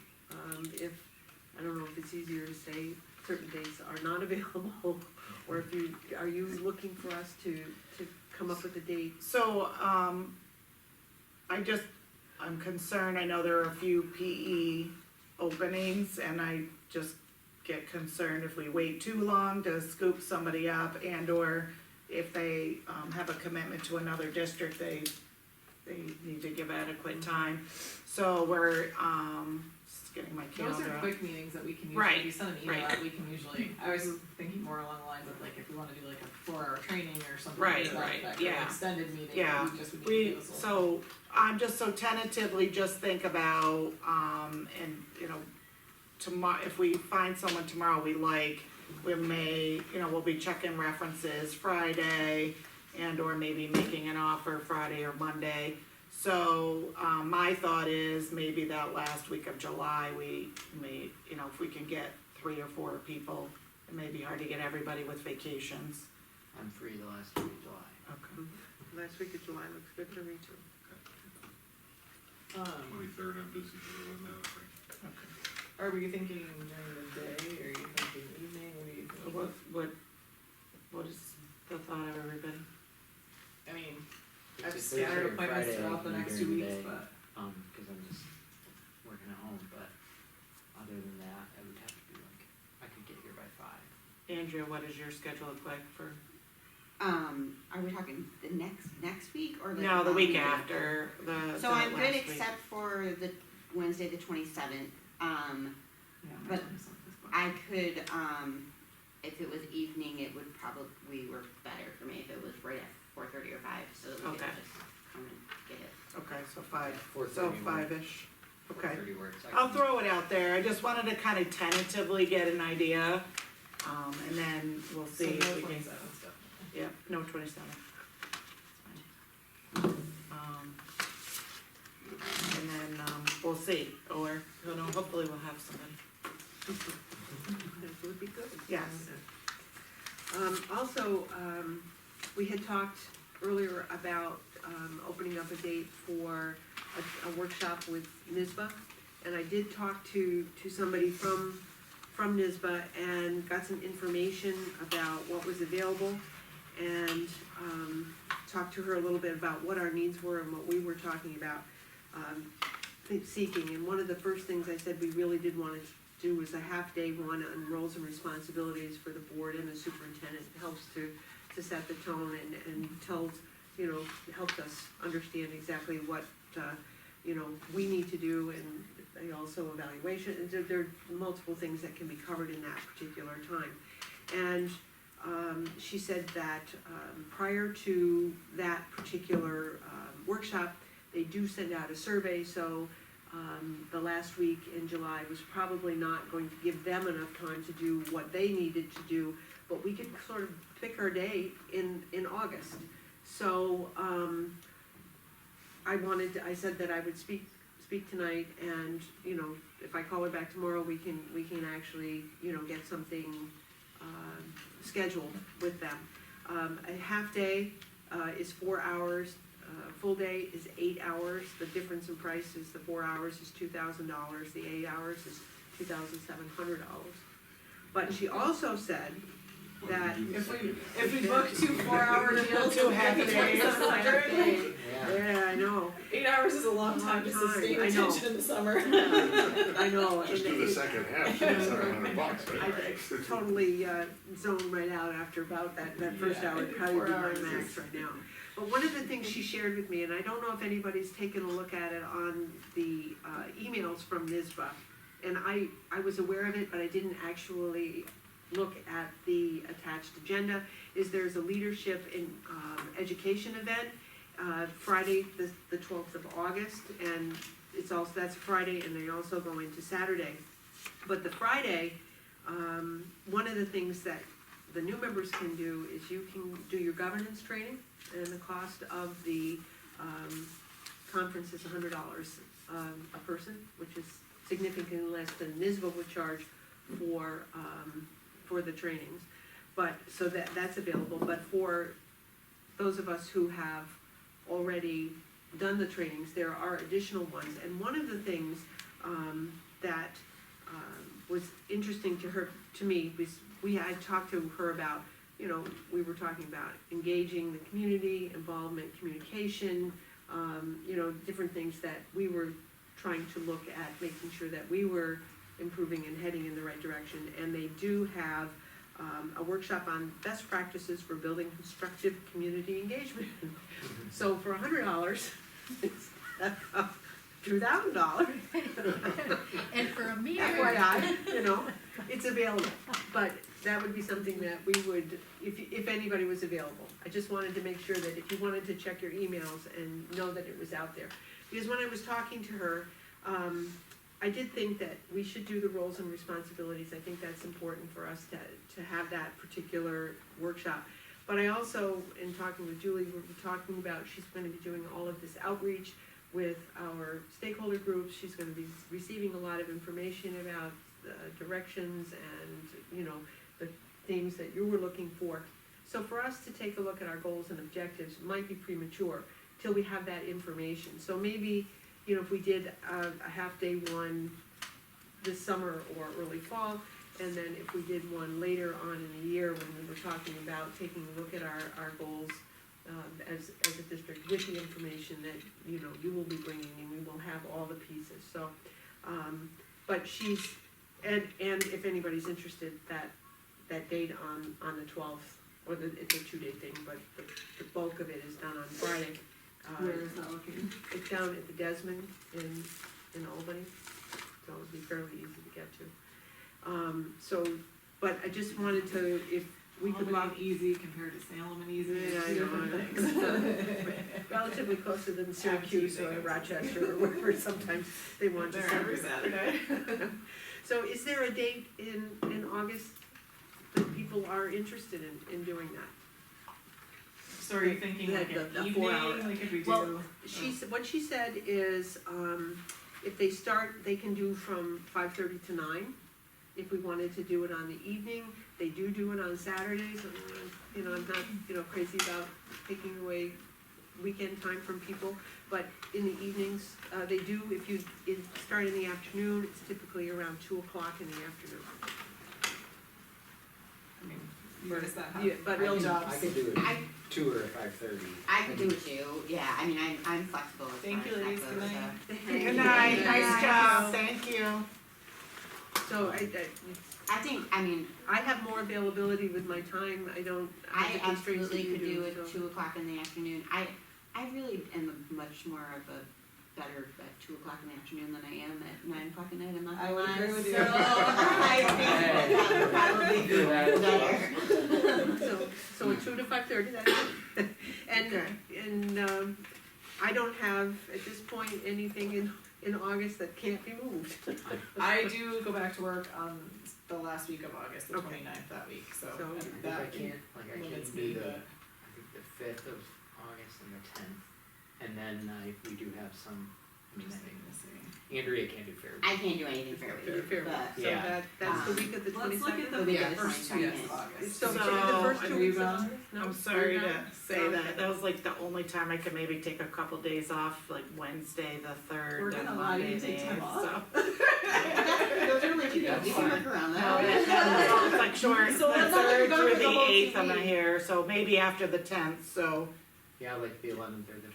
11th, 12th is a Friday, so maybe like the 11th. I mean, we could do a Friday, but I don't know. Well, the 12th is the day of the concert. Of the con, Yeah, right. So she Okay. said to avoid those days. Yeah. The 11th What through the about 13th. that week of the 15th, before the fair starts? I'm gone 17th. So, like Monday or Tuesday? Monday, Monday I can Monday? do. the Yeah, 15th? actually, Monday I'm off anyway. Okay, so Monday the 15th could work. I could do Monday At the 2, 15th. okay. I'm just gonna put it in my calendar tentatively, because if I don't. She said it was, so 2 o'clock to 5:30. And so I'll lock it in, and at some point they'll be reaching out to you with a survey in order to prepare for that. Now, will they be sending stuff to our school email? Oh, that's another thing we have That's to. on our If list. that works for me, I just need to know, cause this getting it in 2 different places drives me crazy, you know, that's silly, but. I just set up forwarding in my email, so I Yeah. don't really know which one you sent it to. but And I yeah. also need to know how to change my password, because it's still the initial, like, setup password, I and, get, you know, it's the anybody same can as get into that. Google. Huh? Google I can just go into account Google and password. change it, okay. I wasn't sure if the I school had, changed our mine. school has big settings and you can't do that. No, unless they so ask when you you to. go to log in, I think you can click on something right there and Okay. change your I password. haven't Or you actually- can I've just say used you my forgot phone. it. Yeah, or just, yeah, pretend you forgot your password, it'll send you a reset. I set it up on my phone, I haven't been on the computer with it, so I'm gonna try that, and see if I can get it saved. Well, but then don't they send you a reset link to your email? Yeah, Okay, perfect. so we would have to reset you, Gina could just reset you if you want. I know, it's a day, I just think password once you And before. did you get the confirmation on the other I one? just, I would go on the computer. I'll and show do it you when I at the get end, home. I Gina, think, when. I still don't get those emails yet. Am I not set up yet?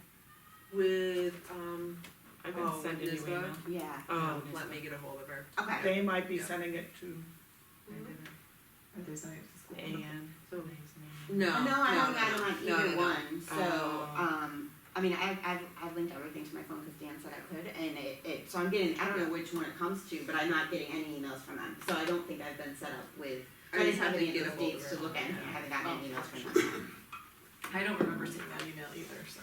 I Maybe I remember, got it. I've seen, So saw maybe that, I and did. I thought about it, That's- I don't know that's- that it did. I just We can pulled make that soft up, so it would copies. remind me to. We can copy Okay. that.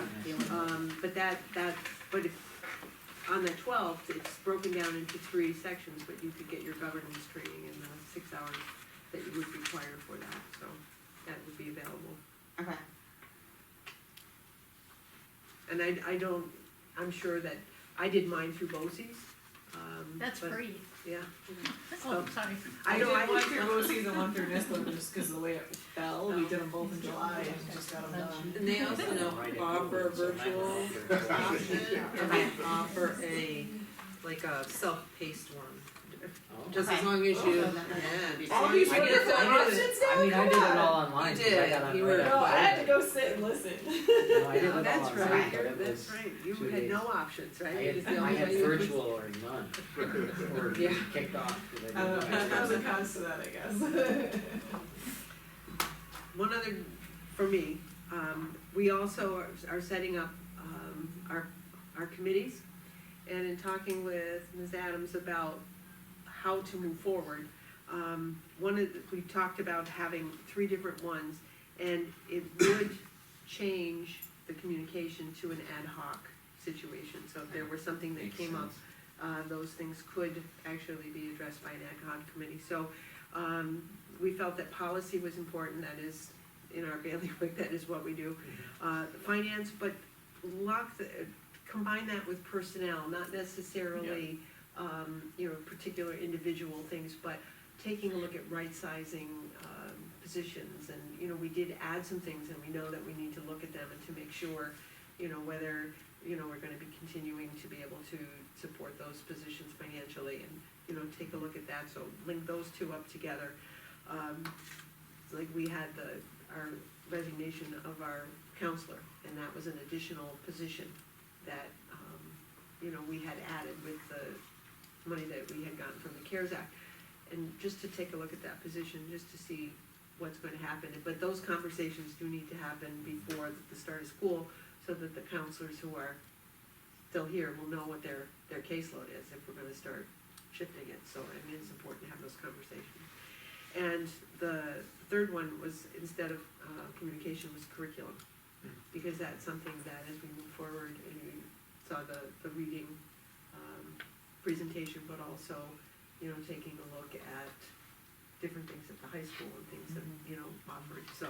Right, so, and there have been, a lot of challenges to curriculum or titles of work in English class or things like that, and, what I brought up to Ann was that it's, overall, it's, the board is the person, as the entity that approves curriculum. And obviously, the superintendent and the building principals are the designees, but I think right now, at least in the short term, it would benefit us to have a curriculum committee to really look at what's our process for when we wanna look at new curriculum. Is there a better way than just kind of coming in at the end of it, what kind of information would you require? What would you wanna see and look at? Should we, have, I think, we're doing a lot of good things here. I'm not worried about that, but at the same time, are we prepared if someone says, we want a list of all the everything you read in English class, or, you know, I think the times have changed where that, not necessarily micromanage, but I think the board should be aware of, you know, where we're at curriculum wise, what the process should be. At the same time, I also, am looking at possibly having a district level curriculum committee to really kind of work through what our priorities are, different standards that New York State has in place that are K-12, how are we implementing those and building those K-12 into our curriculum. So I think that it would help the board become aware in the short term, and then over time, we could look at making that ad hoc, but at least taking a little closer look at our process. I think it makes a lot of sense, yeah. So, as part of my responsibility as president, I have to set up the committees. So Heidi, are you, still interested in the financial and? Finance committee, and we kind of talked off the cuff about safety, if you wanna put somebody else, I mean. Well, you're on the I safety just, yeah, committee. so I agreed that I would do it just because it's kind of an enrolling committee that hasn't really met, so. We're doing it now, we're doing it. Actually, I just spoke to most people just to double check So that. my name just went on the list, and I was like, okay, whatever. But Yeah, no, I I would Actually, be willing puts, to. yeah. Yes, yes. But are you, or do you, are you interested in changing? No, I would like to stay with the finance committee. Okay. I think we've been pretty effective, and I think our meetings go well, and it gives us a chance to be prepared when we come to the next meeting, that we don't have to sit and talk about something that we can take care of ahead of time. Yeah, that's great. And instead of communications, would you be interested in the curriculum? Sure. Okay, and I will continue with the policy, I happen to, I just kinda like doing that. Andrea, Peter, do you have, a thought about the personnel and finance, I Mrs. would McGregor? really like to be on the personnel finance. I was just one. gonna say, I would like Okay. to. Yeah, that's good, because most of my doctor studies were on curriculum development. So, Oh, all right, excellent. all right, That's so, gonna I would really I- prefer that, so- you haven't seen my checkbook. all right, so that leaves two board members for the personnel finance, which would be Heidi and Andrea, two on the curriculum, Dan and Peter, and I'm on the policy. Is there anybody else who would like to join? I'll join you in the Okay, policy. thank you. And, all right, so I know that we do have some policy issues that we do need to resolve before, school starts, so we Yeah. can talk about setting a meeting. And I know that there are the personnel and finance questions that may require. a Yes, meeting. I'm gonna go back through and think about what we talked about, what we might financially think about. Yeah, I think time sensitive, Karen McGregor and I have been putting together some numbers just to kind of look at, and also to provide some history in the position of counseling in general and why some of the decisions were made along the way, just to bring everybody up to speed, but that is something that I think is important for our two remaining counselors. If we decide to replace and post, we probably wouldn't have somebody here at the beginning of school, but I think those two counselors approach their job differently depending on if we're going back to our old model or staying with the new model. So I think it's important for them not to wait until the last minute to tell them. So I think we do have some time, but I would like to at least start school, and also for our families to know who their counselors are. Yeah. So if we could Exactly. try to, then preferably if we could try to meet before the next board meeting and then Oh, have a absolutely. discussion at the board meeting. Yeah, no, that would be good. And, as we move forward into the school year, we had been having committee meetings on Mondays, first and the third, and sort of stacking them at different times so that we could have two back-to-backs on those. But did that work for people? I mean, I think it makes it better for Yeah, so it's not. for the admin people being here, because then they can just do 2 minute night instead of every night of the week. Yeah, That'll work for you usually. look at, what was it, 5 o'clock, 6 o'clock, Yes. 6 o'clock, 7 o'clock, what were the? 5, 6. 5 to 6, yeah. Does that work for people? So we'll take a look at, I don't have, I'll fall in wherever, it works, but if somebody has, you know, before we set the calendar for, the committees, we'll double check with everyone. And I think probably for August, it might not, we No, might it just doesn't, need to yeah. meet where we can Yeah. make it work, and then we start that, Yeah. right, Agreed. Right, so right. start it for the. Start on Labor Day. And do you wanna keep them in the distance learning room, the committee meetings, or, that works for me? I think that's fine. Yeah. That makes sense. Right, and Cause then. we have to block it off. Oh, okay, oh, thank you, yeah. So is there a better space for us? Does somebody else want that? No, we just need to block it off. Okay. We get there first, We we're need to- fine. All right. We need to call it. And speaking of calling it, the last thing really for me is emails, starting when? Are we all gonna flip the switch to tomorrow? I've already started using it, so Okay. whatever you guys All need. right, On on it, all right, so Okay. everybody's Okay. good. I just So need to change my silly password, and I'll Yeah, do that so- when I get home. it does Okay. need to reflect on the website then, right? Okay, so we'll contact, I can do that. Amy Hoffer. I can- And there is, I think, so is everyone aware that if you wanted to email the whole board, you can just put in BOE, is it BOE? BOE. At Salem CSD, that would give you your group. I am not in that, so if you wanted to include me, then you would want It's just to the add five me, of you. or if you wanted to include Gina, if you wanna include us, you would have to add us in. So I'm not aware of this change, what's happening. We're using school email versus our own personal emails. No more personally, they're gonna go back to school emails. So that way.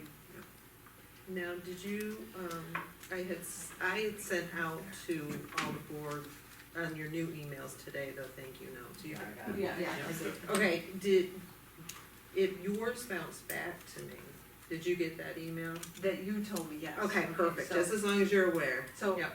I have to figure out how to do that? or we can figure it out. Okay. Thank you. Well, just to take it out. Well, you have to be in there, but, Well, we yeah, can. we can get it, All we right, can we'll get in take there it. together. I mean, I'll bring the machine, I just. Yes, yes, you have to go in your We settings. can do it together. Okay, good, thank you. All right, so that And should will be that good. change our NISBA ones?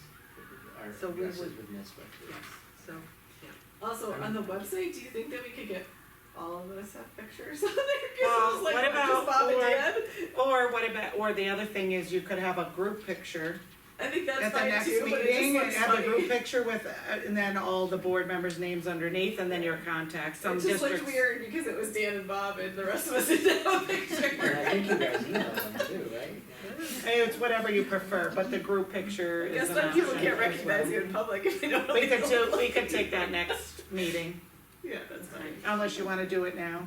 I don't know No, if everybody is ready for it, or. Oh, It's yeah. getting late, I think everybody wants to You leave. do that first. Alright, so next meeting, we'll have our photo, Very good. okay. And you've already mentioned our dates to, remember, we've changed the next meeting date to the 16th. And the FFA dinner is at the fair on the 24th at 5:30. I think that includes a tour too. Right. I know that Amy indicated that if we have a guest, that they are asking that we cover the cost of that dinner. How do we pay her that night? Do we get her the money ahead? How should that be done? I think she wanted a break within the week ahead of time or something, right, wasn't it? She needed to know, but she can get a check that Right.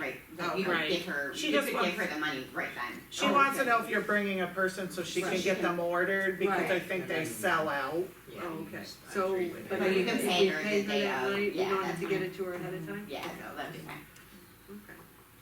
Okay. So now we've outlasted the public. I know, look at our, we don't normally have them this long. This We- doesn't, We don't usually have You're four probably meetings like, at you're once. probably like, Sorry, look at guys. you. And are you thinking we needed an executive session? No, no executive unless you would like one. All right, then, a motion to adjourn? So moved. Motion